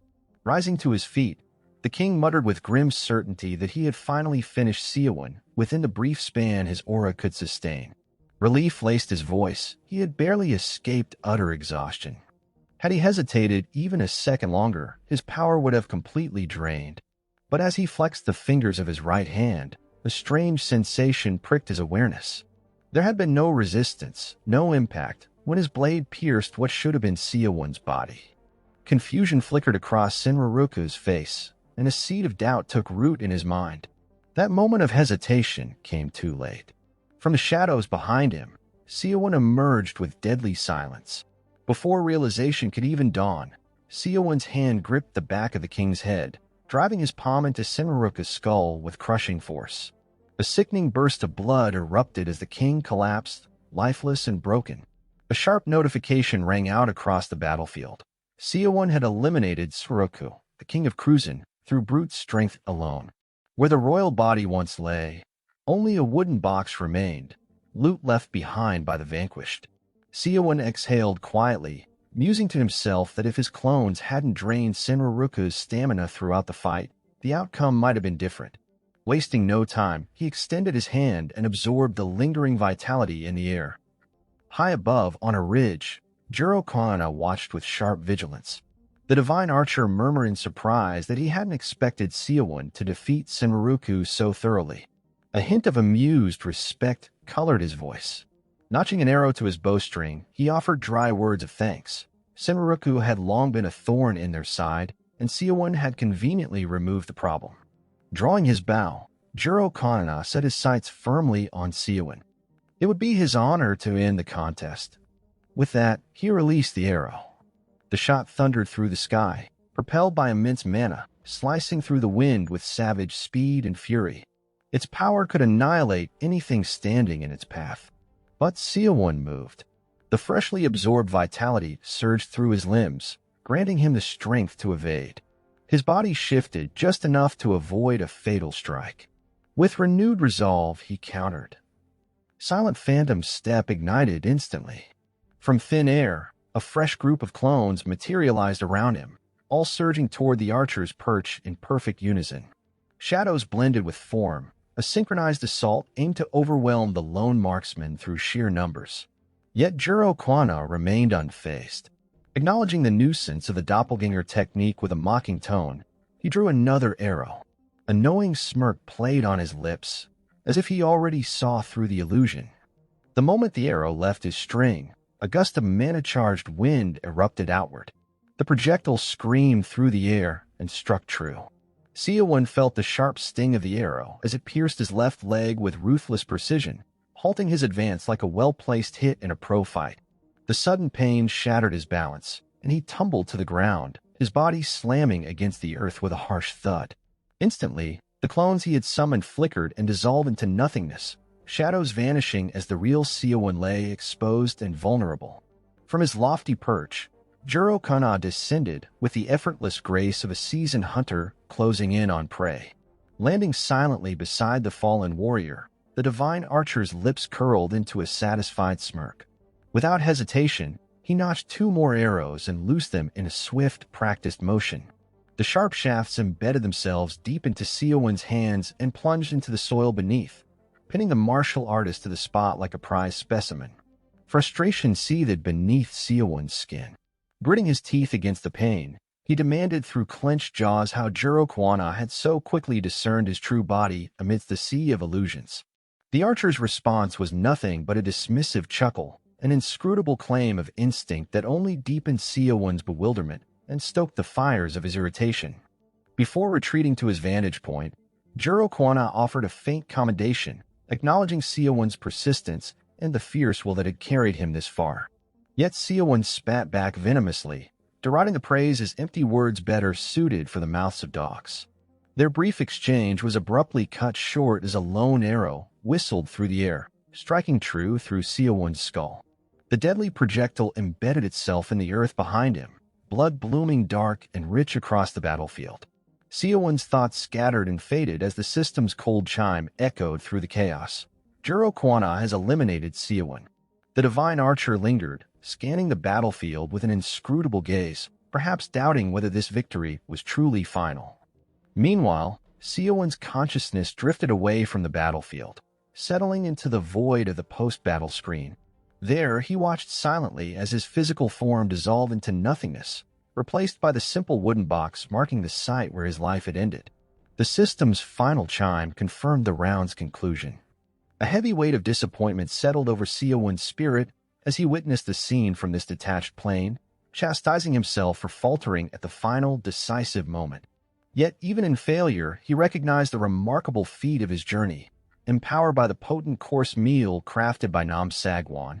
Another notification surfaced, congratulating him as one of the final 2 contenders standing. A subsequent message confirmed his qualification for the next game, a prospect that left Seowon both intrigued and skeptical. Was there truly another battle awaiting beyond this one? As his attention shifted, the loot he had gathered floated before him like treasures on display, each item shimmering with its price tag. The system informed him that the coins earned this round, 140 in total, bolstered by bonuses for eliminations, could be spent to claim these rewards. Among the options, Seowon's eyes locked on the silent phantom step, the technique that had become the cornerstone of his fighting style. Its cost was steep 130 coins, nearly all he had earned. Muttering a soft curse at the price, he hesitated, weighing the value of his hard-fought currency against his desperate need. Before he could decide, another system notification arrived, a chance to spin the roulette, a reward for having reached the pinnacle of the battle. It was a gamble, an unpredictable twist offering hope even in the shadow of defeat. Seowon's high placement in the game had earned him not one, but 2 spins on the glowing roulette wheel, a rare and unexpected windfall that set his heart racing. The shimmering wheel materialized before him, each slot flashing with tantalizing prizes. Among them were duplicates of the Silent Phantom Step and the elusive Night Cloak, both game-changing rewards that could double the value of his hard-earned coins. His eyes sparkled with anticipation as the wheel began to turn, slow at first, then faster, clicking rhythmically like the ticking clock of fate. The rewards blurred past in a dazzling whirl, some shining with rare brilliance, others mundane and forgettable. Seowon let out a sharp command, halting the wheel. It jerked to a dramatic stop, the arrow settling on a scroll's necklace, an item worth a single coin. His face fell instantly, disbelief twisting into a frustrated shout. With so many powerful options on the table, why did he have to land on the cheapest price? It felt like the system was mocking him. But he wasn't done yet. Determination flooded his veins as he faced the wheel again. This second spin was his last chance, a make-or-break moment. With silent prayers to every god, goddess, and trickster he could recall, he willed the wheel to favor him. The roulette spun anew, tension thick in the air as the arrow flickered, slowed, and finally settled. The glowing light pointed to the Silent Phantom Step, the very skill he had dreamed of, the most valuable prize on the board. A surge of elation exploded in his chest as a victorious cheer escaped his lips. Against all odds, he had won the technique that defined his fighting style, doubling the worth of his survival game earnings. The skill book materialized before him, drifting gracefully into his grasp. It pulsed softly, as if alive, a treasure meant only for him. The shopping phase began. Though his coin savings gave him flexibility, the countless enticing options made the choice agonizing. After much deliberation, he selected a balanced haul, enough to prepare him for what lay ahead. The system congratulated him warmly, wishing him luck for the next round. Then, a beam of radiant light pierced the surrounding darkness, signaling his return. Moments later, Seowon found himself back in the alley where his journey had begun, the same spot where he had vanished into the deadly survival game. Though his internal energy was drained, the vivid images of the battlefield burned sharply in his mind. Strangely, despite what felt like weeks of intense combat, almost no time had passed in his own world. Slowly, he lifted his hand, and there it was. The ring of subspace, one of the items he had claimed, rested solidly on his palm, tangible proof that the battle had been real, not a dream. Sliding the ring onto his finger, he whispered a quiet affirmation. This was all real. With his backpack slung over one shoulder, Seowon turned and walked casually toward his modest one-room apartment, carrying himself as if nothing extraordinary had happened. But inside, a storm was brewing. Something monumental had shifted deep within him, a transformation stirring beneath the surface that he could no longer ignore. The days when university entrance exams consumed his every thought felt like a distant memory, a chapter that had quietly closed. The message from the system echoed clearly in his mind. There would be another game. This confirmation ignited a fire within him, a burning resolve to return stronger, to claim victory next time. Barely securing second place was not enough. It had left a bitter taste, and determination simmered, pushing him to commit fully. Originally, the apartment his parents had arranged was meant to be a quiet place for study, a launchpad back into ordinary life. But Seowon's priorities had shifted drastically. The survival game and the power he'd gained there now consumed his every waking moment. He knew he couldn't afford weakness. Without hesitation, he crossed his legs into the lotus position and settled into silence. His purpose was clear: cultivation. He needed to rebuild from the ground up. This world didn't allow him to grow stronger through combat. He had to rely on patient, disciplined training. Memories of Elder Jin Dokian's teachings surfaced, words that had echoed like a mantra during his journey. The elder had explained how internal energy naturally accumulates through the core. Since Seawon's core had already awakened once, he only needed to focus inward. Seawon smiled faintly as he recalled asking if he could ever match the elder's power. The response was a light-hearted laugh, gentle yet humbling. The elder had said it had barely been a day since the martial techniques were passed down, and comparing himself to the elder was like a fledgling bird trying to keep pace with a soaring stork, a daunting effort that might just tear his wings apart. Yet, who could say whether he was just a weak fledgling or a young stork still learning to fly? With those words settling in his heart, Seawon embraced the silence, steadying his breath. His goal wasn't power for power's sake, but readiness. The next survival game would come, and when it did, he would meet it on his own terms. The cultivation demanded everything: breath control, sharpened focus, and drawing the subtle energy particles scattered invisibly in the air into his core, letting them flow through his veins like a revitalizing current. In complete stillness, he repeated the inner incantations Elder Jin had taught him, feeling the ancient wisdom weave through his mind. Hours slipped by with surprising swiftness, and frustration simmered as he realized how little internal energy he'd accumulated compared to the explosive power he'd known within the game's battlefield. His eyes snapped open, sweat streaming down his face as a harsh curse broke the silence. Inside the game, he could kill opponents, absorb the vitality they left behind. Here, in the real world, growth was slow, measured, and painfully hard. But rather than drown in frustration, Seawon gave himself a brief reprieve. He opened his inventory subspace and began organizing the items he'd purchased with his reward coins from his final ranking. The first item he drew out was the Fist of No Mercy, a martial arts manual that had proven invaluable in securing his place among the top two. Yet a shadow of disappointment lingered in his chest. He wished for something more practical, more versatile, something that could help him grow faster. A troubling thought crossed his mind. Mastering this martial art might require the same slow, methodical training as rebuilding his internal energy. Just then, a soft chime sounded, and a system window appeared, prompting him to confirm whether he wished to learn the martial art. His eyes widened in disbelief. The system from the Cloyd battleground had somehow woven itself into his current reality. He confirmed without hesitation. The room filled with an ethereal glow that spilled even into the daylight beyond the window. Seawon immediately launched his fist forward to test the first technique. Though faint, the weight of his slowly gathered internal energy was unmistakable. His legs followed, executing a swift kick that stirred a gentle gust of wind, a sign that the martial art was beginning to take root, even if far from its full power. Returning to his inventory, he pulled out Escrow's necklace, an item obtained from the roulette wheel and costing only a single coin. He bit it playfully, recalling rumors it was crafted from pure gold, and wondered if that was true. An idea struck him. If it really was gold, perhaps it could fetch 10 million won at a jewelry store. The thought startled him. An item costing 1 coin in the game might be worth millions in reality. If he could bring 10 of them into the world, that could be 100 million won, a fortune that would erase any financial worry. He reached in again and brought out refined troll's blood, priced at 2 coins.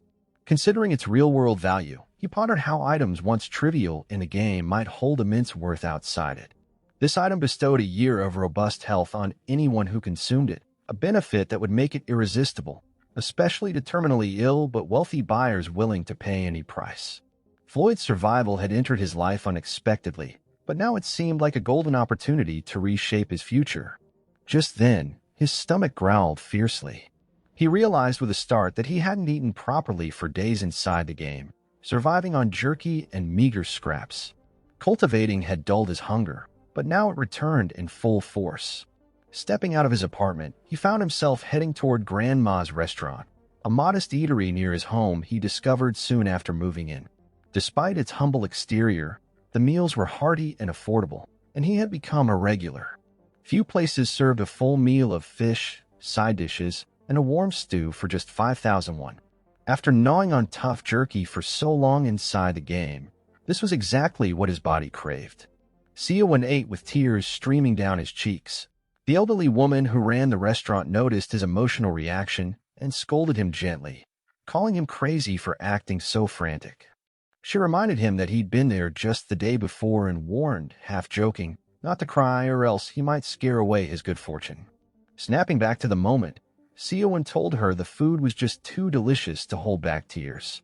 She chuckled and told him to stop the nonsense, finish his plate, and let her know if he needed more. It was then that Seowon realized a crucial truth.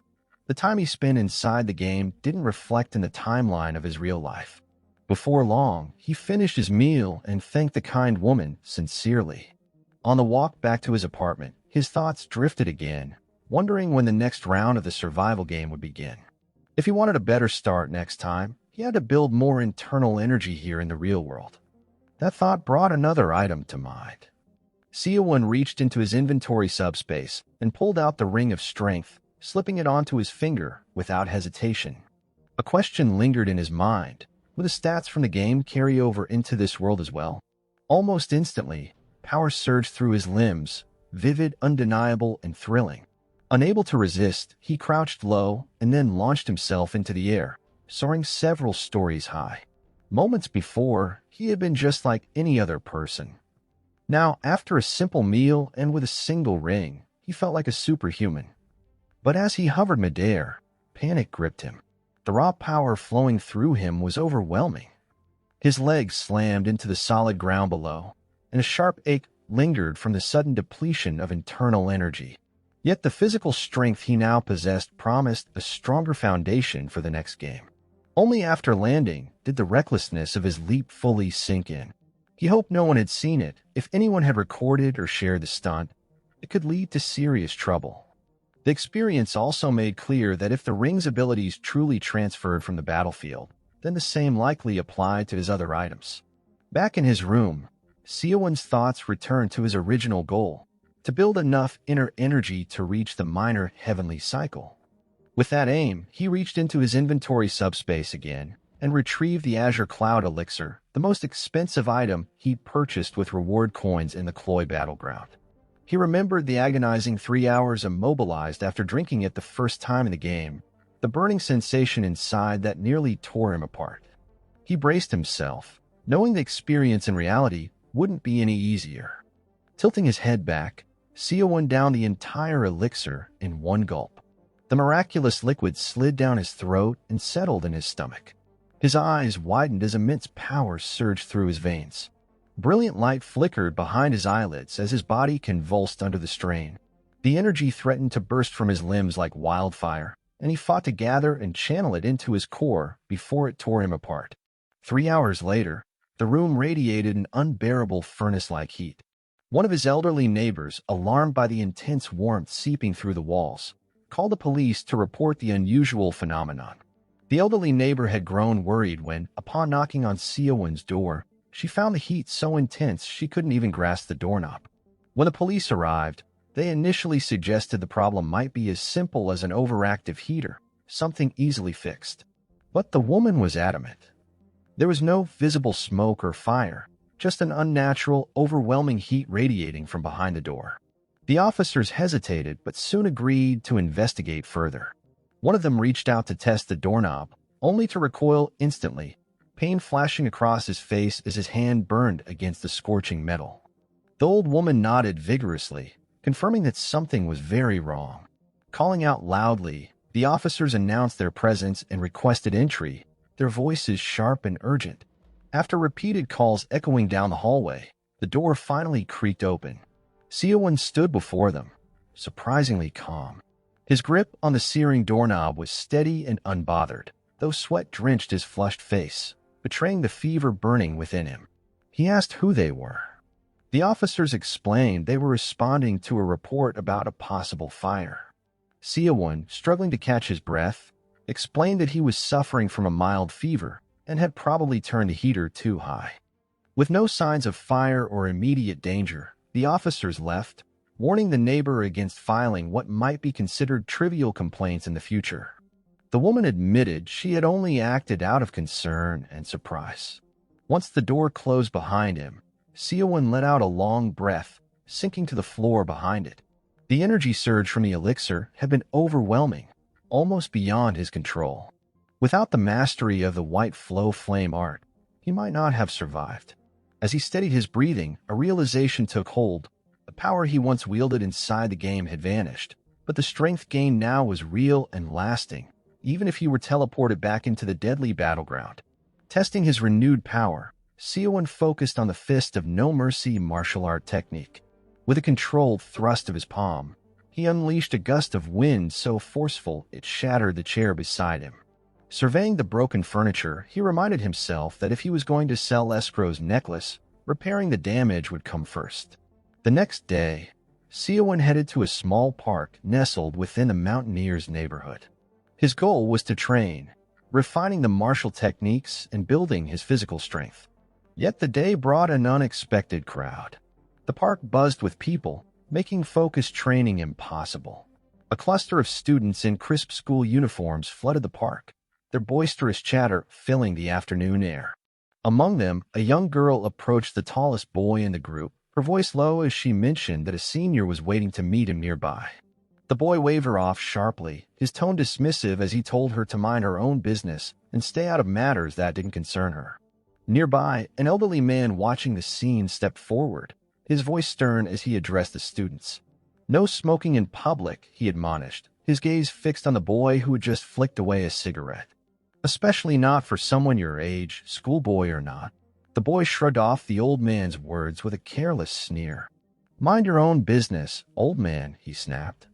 Unfazed, the elder shook his head slowly, remarking dryly, "Must be something wrong with your upbringing." That comment struck a nerve. The boy's temper flared instantly, his eyes darkening with rage. Seawon observed the tense exchange from a short distance, his senses sharpening as he sensed the situation tipping toward danger. Before the boy could lash out, raising his hand to strike the old man, Seawon acted. With swift precision, a powerful kick connected squarely with the side of the boy's face. The force was tempered, held back enough to avoid serious harm, but it was still enough to send the youth sprawling onto the ground. The park fell silent. Seowon's voice cut through the stillness, calm but firm. "No matter how disrespectful you are, you don't lay a hand on your elders." The rest of the students stood frozen, watching their strongest friend reduced so effortlessly by a single blow. Then a new voice broke the silence, deep and commanding. "So, you're the shaggy-haired guy?" Seowon turned toward the source to see a towering figure, at least 2 or 3 heads taller than him, looming into view. The newcomer's presence filled the space, his gaze fixed intently on Seowon. "We don't know each other," the giant said slowly, voice low and dangerous. "But do you want to die for attacking one of my people?" Despite the intimidating stature, Seowon felt no fear. Instead, a calm realization settled over him. This was becoming more complicated than he had hoped. Handling this wouldn't be simple. The boy Seowon had kicked lay unconscious, coughing up blood, a clear sign the strike had done its job. Stepping forward, the towering student's expression darkened as he demanded to know if Seowon was responsible for his younger brother's condition. Seowon met the challenge with steady composure. He explained that the first boy had provoked the situation by disrespecting an elder, adding that if the older brother wanted to protect his sibling, he needed to take responsibility for guiding him properly. Though he admitted he might have gone a bit far, he insisted his actions were justified. Before he could finish, a fist shot toward his face with alarming speed. Seowon's reflexes kicked in instantly. With a slight tilt of his head, the punch sailed harmlessly past. A strange realization washed over him. The attack had felt sluggish, almost slow motion. It was a stark contrast to the true dangers he'd faced before, like the lightning-fast arrows unleashed by the divine archer Jiroana. Gathering his inner energy, Seowon channeled it into his fist and unleashed a technique from the Fist of No Mercy, the piercing fist. The blow struck hard against the larger student's abdomen, the force resonating through the tense air. Though Seowon's cultivation had waned since returning to the real world, his body still held enough strength to send the massive teenager hurtling several feet through the air before crashing heavily to the ground. The boy groaned, coughing up blood, gasping desperately for breath. He struggled to rise again. Much to Seowon's surprise, he was still conscious after such a punishing blow. What surprised Seowon even more was his own lack of restraint. He hadn't intended to strike so hard. The student finally pulled himself upright and with practiced fingers, drew a butterfly knife from his pocket. He spun it effortlessly before locking his grip, his eyes blazing with fury. "Where the hell did a monster like you come from?" he snarled, spewing a torrent of curses, each more vulgar and angry than the last. His rage seemed to intensify with every word. Seawon, having faced countless bullies over the years, found the exaggerated drama almost laughable. Internally, he winced, recognizing the student as little more than an unruly version of the younger brother he just defended. Suddenly, the student lunged forward, slashing wildly downward with a knife, clearly aiming to cause serious harm. But Seowon saw through the attack instantly. The swings were sloppy and lacked subtlety. Dodging them required almost no effort at all. The knife whirled in chaotic, erratic patterns, but Seowon's calm, composed stance never wavered.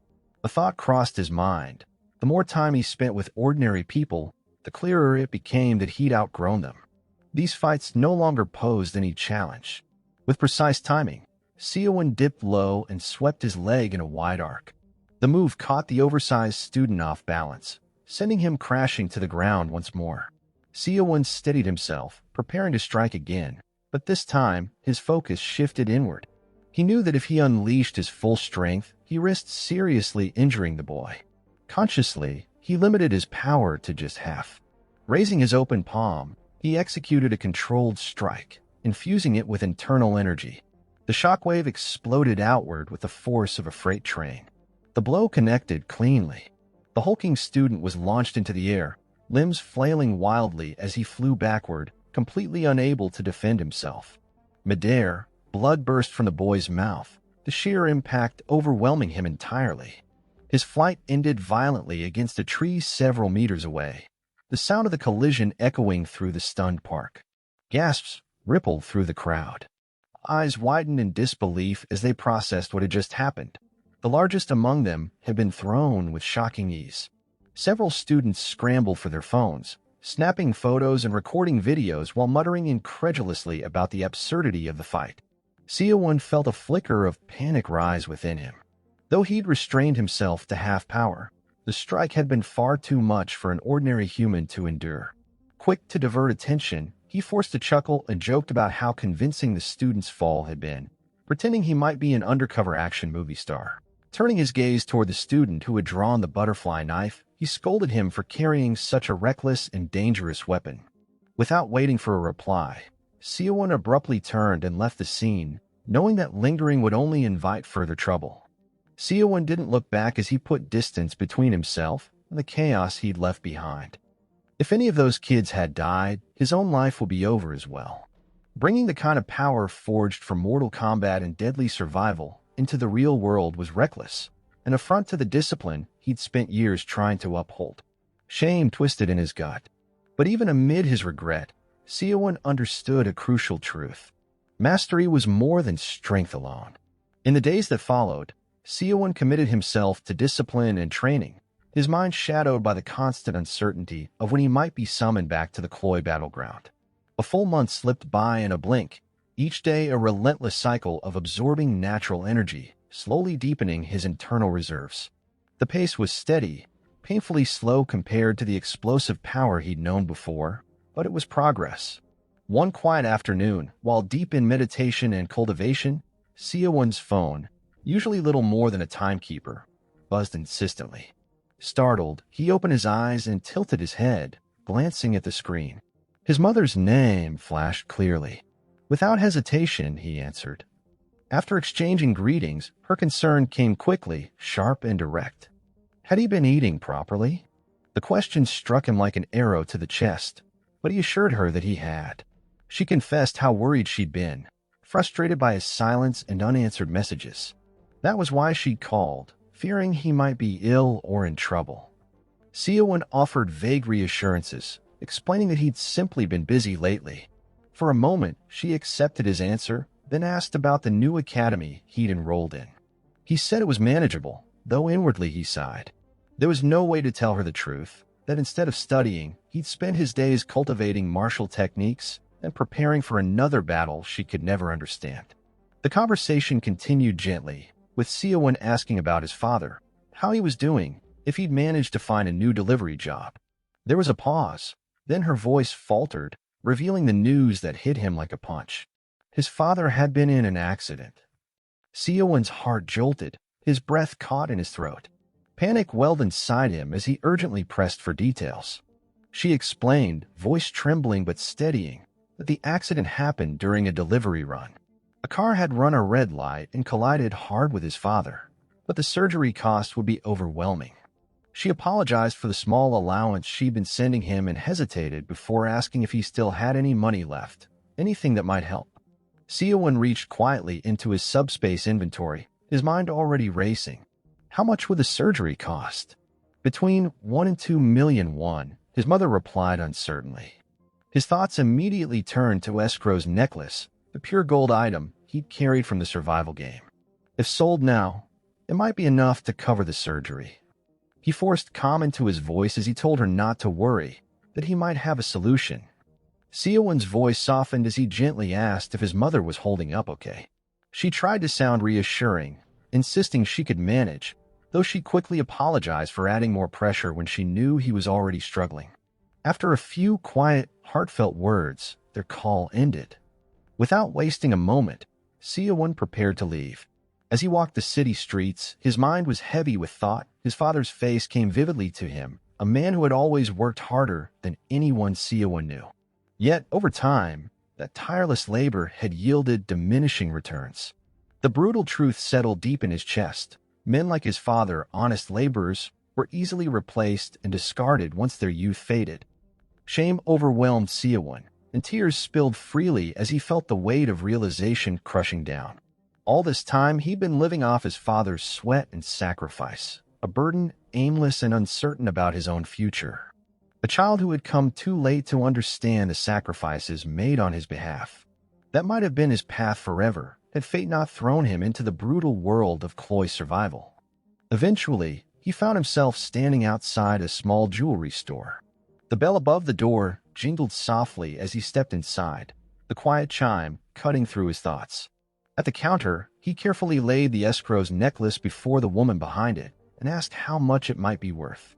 She examined it closely, her eyes narrowing thoughtfully. "The craftsmanship is exceptional," she remarked. "Not something you see from around here. It looks like it might have historical or artistic value." Seowon replied softly that it was said to have been in his family for 5 generations. The woman shook her head slightly. "The design doesn't match modern manufacturing techniques. Its worth could be far more than just the gold itself." When Seowon pressed her for a price, she hesitated. "Are you sure you want to sell it here? This kind of piece might be worth much more at an auction or through a specialized buyer." He didn't hesitate. "My father needs emergency surgery. I can't wait for appraisals or auctions." The woman asked if he had any certification documents for the necklace's authenticity. He shook his head. Without papers, she explained, she could only offer payment based on the raw gold weight. The sale went through quickly.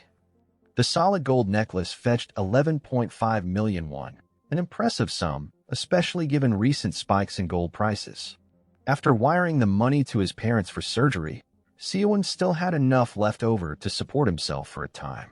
Outside the shop, he glanced back through the glass and saw the woman holding the necklace, her eyes still lingering on it with fascination.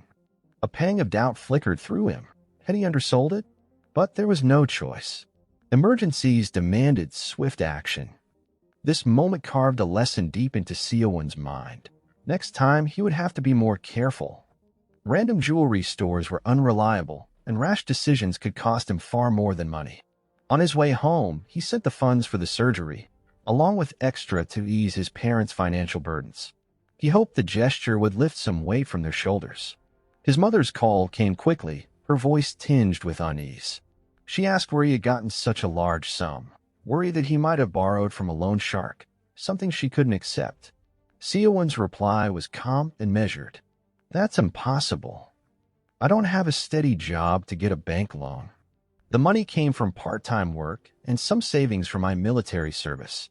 Though Seowon's reassurance wasn't entirely truthful, it was enough to soothe his mother's worries. After resolving the matter, he urged her not to dwell on it any longer and promised to visit the hospital soon to check on his father in person. Later that day, Seowon boarded a crowded commuter train, heading back to his apartment.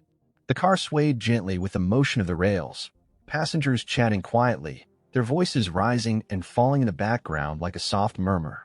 Amid the subdued hum of conversation, one voice suddenly broke through with disbelief.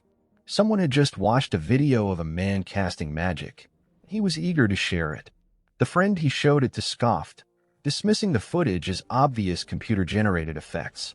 Shaking his head, the skeptic asked how anyone could seriously believe something so outlandish. Still, he admitted the video looked like it had been filmed covertly, the camera angle obscured by thick shrubbery, capturing a figure in the distance. The figure was chanting a series of words unfamiliar to the untrained ear. But for Seawon, the moment he heard the incantation, his heart froze. The chant was unmistakable, part of the escrow magical lineage, a spell he had fought against countless times in the brutal battles of Cloyd Survival. The video showed escrow's flame, a fire-based attack that projected a controlled burst of flame from the caster's palm. To the average viewer, it might have looked like a clever special effect, but Seawon knew better. He had witnessed that exact spell in life-or-death combat. A chilling realization settled over him. He was not alone. Someone else on Earth had survived Cloyd Survival. The first man's voice cut in again, complaining the video had just been deleted. Every time such a clip surfaced, it vanished almost immediately. His friend wrote it off as a hoax or a trick by some illusionist seeking attention. But to Seawon, this was no mere entertainment. The implications were grave. Elsewhere, in a secure, shadowy facility, a man held a phone to his ear, reporting directly to his superior about the deleted footage. He assured his boss firmly that the situation would be contained, and such leaks prevented in the future. The superior, a blond-haired man, stood at the center of the room surrounded by rows of formally dressed agents standing at attention. Apologizing repeatedly to the person on the phone, he acknowledged the failure and promised immediate corrective action. Once the call ended, his cold gaze fell on one particular subordinate. "What happened?" "The uploader was Korean," he asked sharply. The subordinate explained that a recent surge in new survivors had overwhelmed their containment efforts, making it difficult to suppress all information. The blond man's expression darkened dangerously. Without warning, he grabbed an ashtray from a nearby table and hurled it with deadly precision.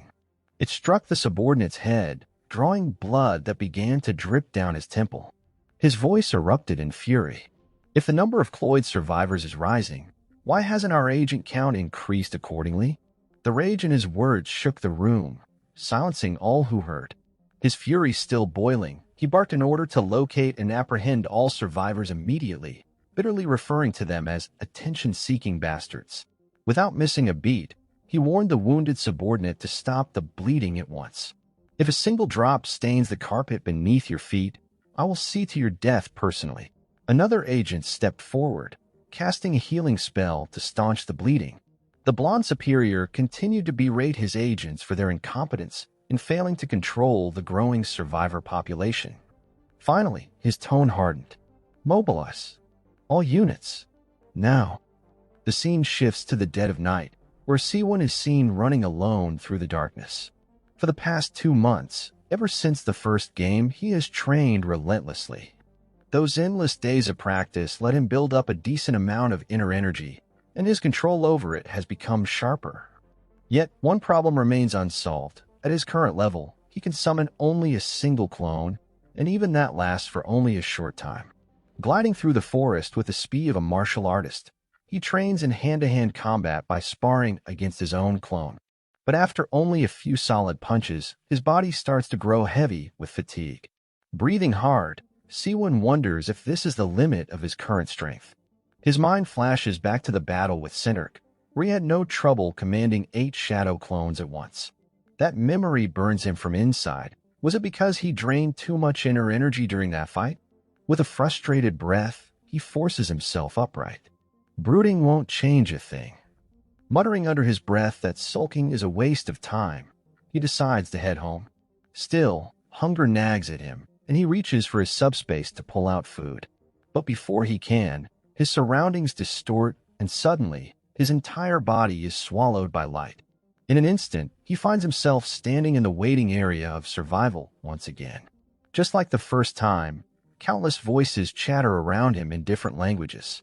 Seawon scans the crowd and notices several newcomers, faces pale and eyes wide, wearing the same confusion he had when he first arrived.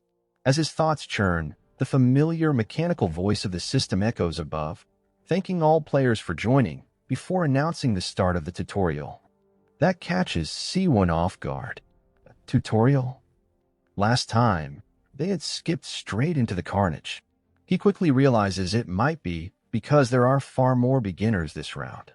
His gaze drifts upward, and his eyes lock on a high schooler perched casually atop the central statue, wearing a calm, unreadable expression. Seawon snaps his eyes away, muttering in his head that the guy is just flexing, farming aura like some anime protagonist striking a rooftop pose. Still, there's something about him. That calmness screams of experience. Could he be like Nam Sagong, someone who's already played through this madness?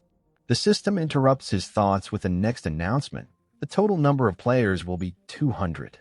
The difficulty has been dropped to the lowest setting, and the only goal is to survive until the top 200. In short, failure isn't on the menu this time, no matter what. But there's a catch. The rewards will only be given to the top 20 ranked players. Seawon's lips curl into a grin. This setup is perfect. No fear of elimination means he can go absolutely crazy, like a gamer turning God mode on in Dark Souls. Then the twist drops. This time, it's a duo game. All players must compete in pairs. Those who fail to find a partner will be forced to play solo. The waiting area erupts into motion, players scanning each other nervously, forming hasty alliances. Seawon, however, stays still, observing. Everyone is sizing each other up, but truthfully, none of them know who's skilled or who's dead weight. Choosing wrong could mean dragging an anchor through the battlefield. His mind flickers back to the calm high schooler. That guy would have been the perfect partner. But by the time Seawon turns to look for him again, the boy has vanished. Too late. Frustration prickles, but Seawon pushes it aside and starts searching for someone else. Unfortunately, by now every player has already grouped up. He's left standing alone.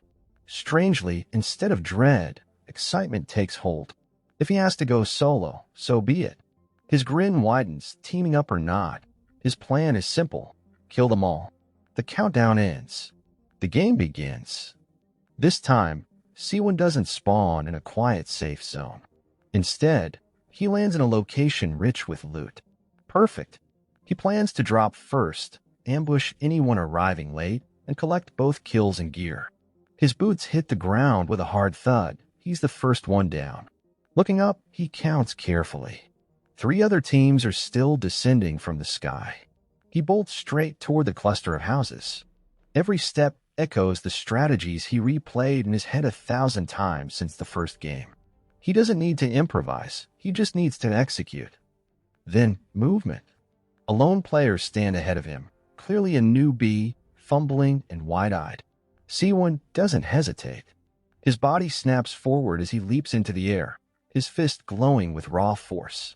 Unstoppable fist, spatial strike. The punch smashes into the man, catching him off guard.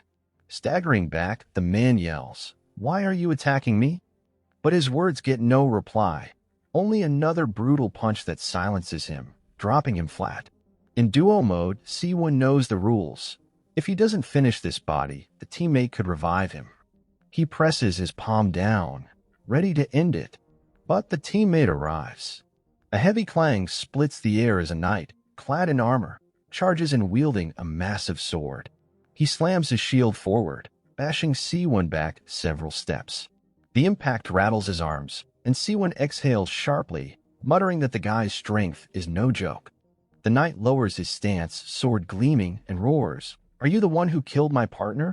His eyes blaze with fury, his entire posture built for close combat. Seawon studies him, lips curling upward. This is exactly the kind of fight he's been waiting for.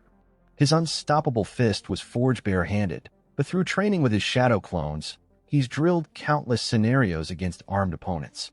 Now he finally gets to test it in the real game. Excitement lights up his expression as he whispers, "This is going to be fun." The knight charges recklessly, blade raised for a direct strike. Seawon moves in as though to throw a punch, drawing his opponent's attention. But at the last instant, his hand opens, twisting the blade just enough to alter its course. At the same time, his other fist slams into the knight's shield, forcing an opening. Seawon doesn't hesitate. His spatial strike erupts point-blank, punching a hole straight through the knight's armor. Not stopping there, he seizes the knight's helmet, yanks him forward, and drives his knee straight into the steel. The helmet shatters apart with a brutal crunch. The fight isn't just a battle anymore, it's a statement. In just a matter of seconds, Seawon completely dismantles the knight. The man is left broken and bleeding on the ground, struggling for air. Without hesitation, Seawon stomps down hard on his face, finishing him off for good. Just like that, the first 2 kills of the lobby are his. He wastes no time absorbing their Lafiki, the raw energy swirling into him like fuel. From it, he could tell the sword user had serious strength. With one duo wiped out, that leaves only 4 players alive in this zone. But before Seawon can even finish absorbing the last bit of energy, a sharp hiss cuts through the silence. An arrow slams into the wall just inches from his head, the wood splintering beside him. He spins around instantly, searching for the source, but there's nothing behind him. His senses flare. A moment later, another arrow whistles past, this time grazing across his face, leaving a burning cut. He clenches his jaw. The attacks come faster now, arrows raining down in clusters, forcing him to sprint for cover. Out here in the open, dodging everything is impossible. As he darts toward the houses, a thought flashes through his mind. That aim, it's too sharp to be random. Could it be the same archer from the last game? But something doesn't feel right. This one's precision is deadly, yet their strength doesn't match Jiroana's. That means it must be someone else. He climbs higher, leaping from the forest edge onto a rooftop. In the first game, he would have been hiding indoors, farming items in safety. But this round is different. His plan is to hunt, absorb Lafiki, and keep moving. Bounding from rooftop to rooftop, he suddenly feels a piercing shock tear through him. An arrow punches straight through his skull, shattering his head. But the body flickers and vanishes. It was only a clone. The shot, however, gave the real archer away. In that instant, Seawon closes the distance and drives his boot straight into the man's face, sending him flying back. Yet the moment he prepares to follow up, the figure vanishes into thin air. Seawon's eyes widen. A cloak of hiding.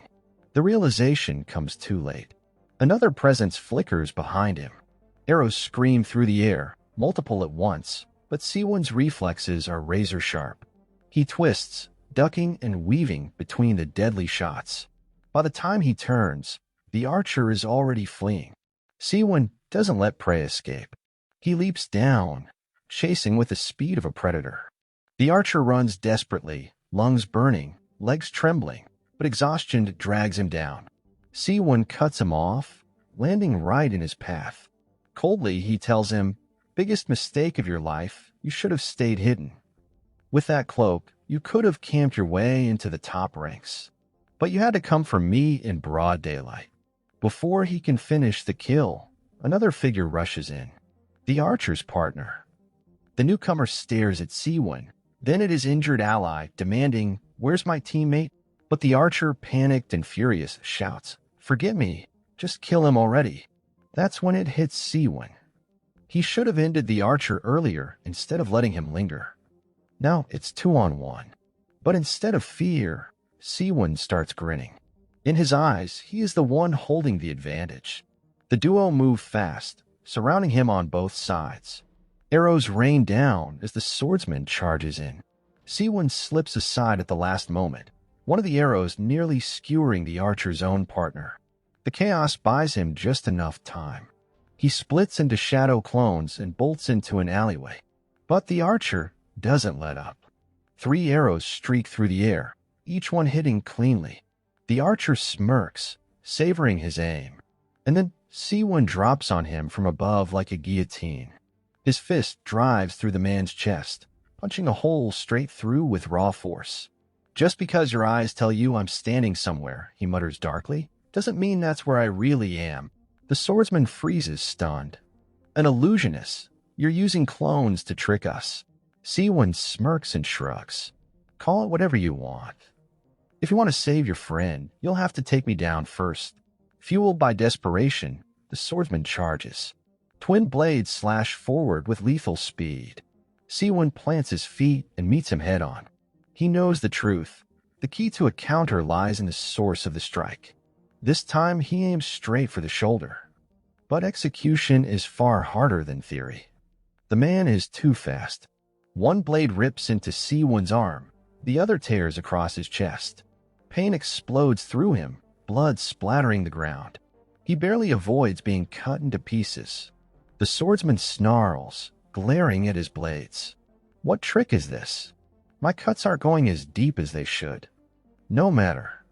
Next time, I'll aim for your neck. For the first time, worry flickers in Seawon's chest. The man's speed is terrifying, too quick for a direct counter. But then he forces himself to calm. This round carries no penalty for dying early. That means he can gamble everything. Instead of following the man's movements, he closes his eyes and tunes into the energy, the killing intent radiating from him like a beacon. If I can't even read that, I don't deserve to be first. When his eyes snap open again, he's already moved. The swordsman is pinned beneath him, his ultimate attack completely nullified. Shock spreads across the man's face. How did you block that so easily? In that instant, Seawon feels it, like breaking through a wall inside himself. No hesitation. He finishes him right there, his kill count climbing to 4. He's now the only player in the entire lobby with kills to his name. Breathing hard, he absorbs the man's inner energy, his wounds aching. When he opens his inventory, Fortune smiles, a healing scroll. Exactly what he needed. With his strength restored, he can get back to hunting. Unfortunately for Seawon's enemy, the prized cloak of hiding was left damaged in the chaos. Without repairs, it was nothing more than dead weight. With that cloak in perfect condition, the archer could have easily camped his way into the higher ranks, maybe even top tier. Seawon still keeps it tucked away in his inventory, though someday it might be worth fixing. Among the loot, he also finds something else, a lightning bow. Curious, he picks it up, recalling how the arrows earlier didn't feel like they carried any lightning energy at all. A manual drops with it, explaining everything. This guy wasn't even a real archer, he just learned from this book and tried to make it work. Seawon quickly studies the manual and tries to bow out for himself. To his surprise, the weapon feels far better than the basic bow he had back in the first round. Its pull, its speed, its strike, it's on another level entirely. With 4 enemies already dead, only one team remains in this area. But Seawon decides not to rush. Farming before hunting is smarter. He checks the nearby houses, turning them upside down, but nothing useful comes up. Then his eyes land on the clock tower at the center of the zone. Places like that are usually gold mines for loot. The door at the entrance is still shut. That's a good sign. No one's gone in yet. Seawon slips inside and locks it behind him for safety. But his excitement crumbles when he finds the entire tower empty. Not a single useful item. His fists clench. Damn system, always playing dirty. As he curses under his breath, movement outside catches his eye. 2 players slip into the houses nearby, rummaging for gear. He thinks of staying quiet, letting them pass. But then they make the mistake of entering the tower. To them, the closed door means it's unoccupied. They don't realize Seawon is perched at the top watching. At the entrance, they stumble upon a healing scroll. Their faces light up like kids finding candy. That tells Seawon everything, rookies. He smirks, descending the stairs silently. By the time they look up, it's too late. Seawon literally skydives off the steps, dropping between them like a predator ambushing prey. The mage in the duo reacts first, fumbling to cast a barrier. Seawon targets him immediately, his fist cutting through the air. Shock flashes across the mage's eyes. Where the hell did this guy come from? But the mage panics. Instead of a shield, he unleashes a fire spell too early. Seawon halts mid-strike and dodges, letting the flames fly right past him, straight into the mage's own teammate. The axeman curses. What the hell are you doing? The mage stutters. I wasn't aiming at you. It was for him. Seawon lands smoothly behind them, shaking his head with a dark grin. Their teamwork was already falling apart. They realize quickly that Seawon is alone. No partner. That makes him an easy target, or so they think. The axeman, enraged, swings his massive weapon again and again, each strike fast enough to split the floor. But Seawon weaves around them with ease, mocking him with every dodge. The more Seawon avoids, the more reckless the brute becomes. His fury boils over. "I'll kill you," he roars, swinging wildly. One mistimed strike crashes into his partner instead. The mage staggers, staring in disbelief. "What the hell? Are you trying to kill me too?" The axeman stammers, swearing it wasn't on purpose. But the mage cuts him off sharply, snapping at him to get that damned weapon under control. That's when Seawon moves. In a flash, he appears behind the mage and crushes his head with a merciless strike. The poor fool doesn't even get the chance to pull out his healing scroll. The axeman's face drains of color. "Shit," he curses, ripping off his heavy armor. His massive muscles ripple underneath as he points at Seawon. "You've got guts coming after me." Seawon sizes him up calmly. Judging by the guy's build, he's definitely strength-based, maybe even suffering from a weight debuff in full armor. Stripped down, he might move faster. But strength wasn't everything. The axeman lunges forward, swinging again with frightening power. Seawon dodges, then drops down from above, his kick slamming into the brute's neck. The man staggers, but when Seawon lands, the axe is already in motion. The blade slices clean through Seawon's figure and even cleaves half the building apart. For a moment, the axeman grins, convinced of his victory. But the real Seawon is already watching from the shadows, unimpressed. Brute force isn't enough. The axeman charges again, swinging relentlessly. But this time, his opponent isn't even real. He's been hacking at a clone the entire time, never noticing. Seawon strolls casually toward the entrance while the fool burns his stamina, fighting like his life depends on it. It's only when the brute catches a glimpse of Seawon in his peripheral vision that the truth dawns. "Wait, how the hell are you over there?" Seawon smirks, lifting a brow. "Forget me? Shouldn't you be more worried about what happens when you split a building in half?" Before the brute can process it, Seawon drives his leg into the cracked foundation. The tower groans ominously. Even now, the idiot is still asking the wrong question. Who is he fighting if Seawon's over there? His eyes finally flick back. The clone fades like smoke in the wind. His face twists with horror. That's when it hits him. He never stood a chance. The entire building groaned under the strain, shaking violently before collapsing into rubble. The axeman never stood a chance, buried with no escape route left. As the dust cloud rose around him, Seawon suddenly had a thought. If a player dies because of collateral damage like this, does it still count as my kill? He had chosen to end the brute in that flashy way purely because it amused him at the time. But now he wondered if it was even worth it. If the system didn't register the kill, then the loot reward would be cut short. That would mean all that chaos for nothing. As the debris finally settled, the only thing left of the axeman was his fading hand sticking out from the wreckage, dissolving into particles. Seawon sighed in relief when the familiar glowing chest spawned a little distance away. Apparently, if there isn't space for the reward boxes to appear, they spawn at the nearest open spot. That was a lucky break. Otherwise, he'd have wasted half the day digging through ruins. He opened the brute's chest first. The result was disappointing. Only a single item salvaged. The glove of strength, which provided a small boost to raw power. Not bad, but hardly exciting. The mage's loot, however, was on another level entirely. Seawon's eyes widened as he sorted through it. Explosive scroll, a cursed brooch, a philosopher's stone, and even a fragment manual that wouldn't reveal its true name until all 8 pieces were collected.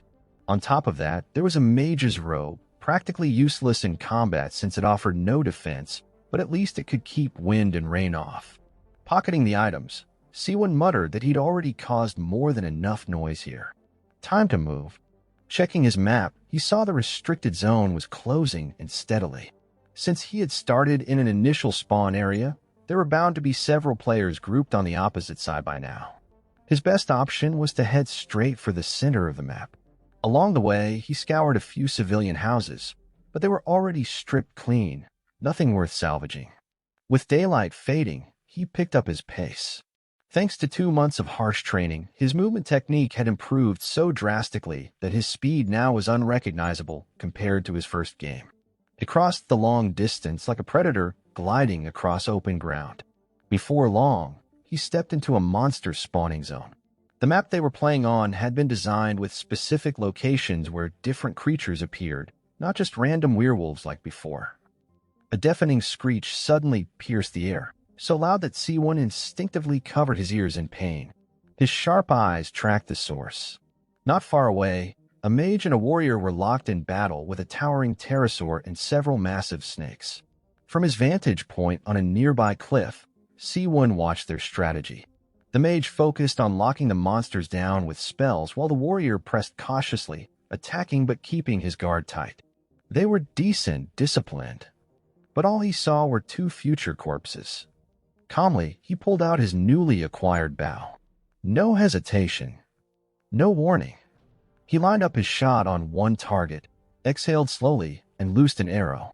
The game within the game had just begun. The monsters hissed with killing intent, their bodies ready to strike. Before they could move, a golden slash of energy cut through the air, splitting a serpent monster clean in 2. The swordsman pressed forward, his 7-star sword technique flashing as he carved down enemies with ease. The mage held the rest at bay, only moving to attack once the swordsman had cleared his side. Then, with a sharp chant, he unleashed Ice Lance magic, piercing and shattering the creatures before him. The swordsman smirked as he wiped his blade, saying that while there were many, they would soon be caught, and the rewards would be worth it. He urged his partner to cheer up, but the mage grit his teeth silently, thinking how unfair it was. While the swordsman cut enemies down effortlessly, he had to burn through his mana just to bring one down. Suddenly, an energy arrow smashed through the mage's barrier. His eyes widened in shock, an attack powerful enough to break it so easily? He shouted to his partner that it was a surprise attack, someone was targeting them, and that survival mattered more than loot. The swordsman refused, insisting there weren't many monsters left, but the mage snapped back furiously that they would die if they stayed. From the distance, Seawon aimed again, amused by their quarrel. Deciding to press, he loosed more energy arrows. The mage screamed as they struck, shattering his barrier once again. The swordsman barked at him to recast it, and the mage snarled back that he didn't need the reminder. "Escrow barrier," he shouted, a new shield forming, though he muttered that it wouldn't hold for long and they needed to run. The swordsman, still unwilling to abandon rewards, said fleeing now would be too big a loss. The mage warned him again, but seeing no other choice, gathered his mana until purple energy radiated from him.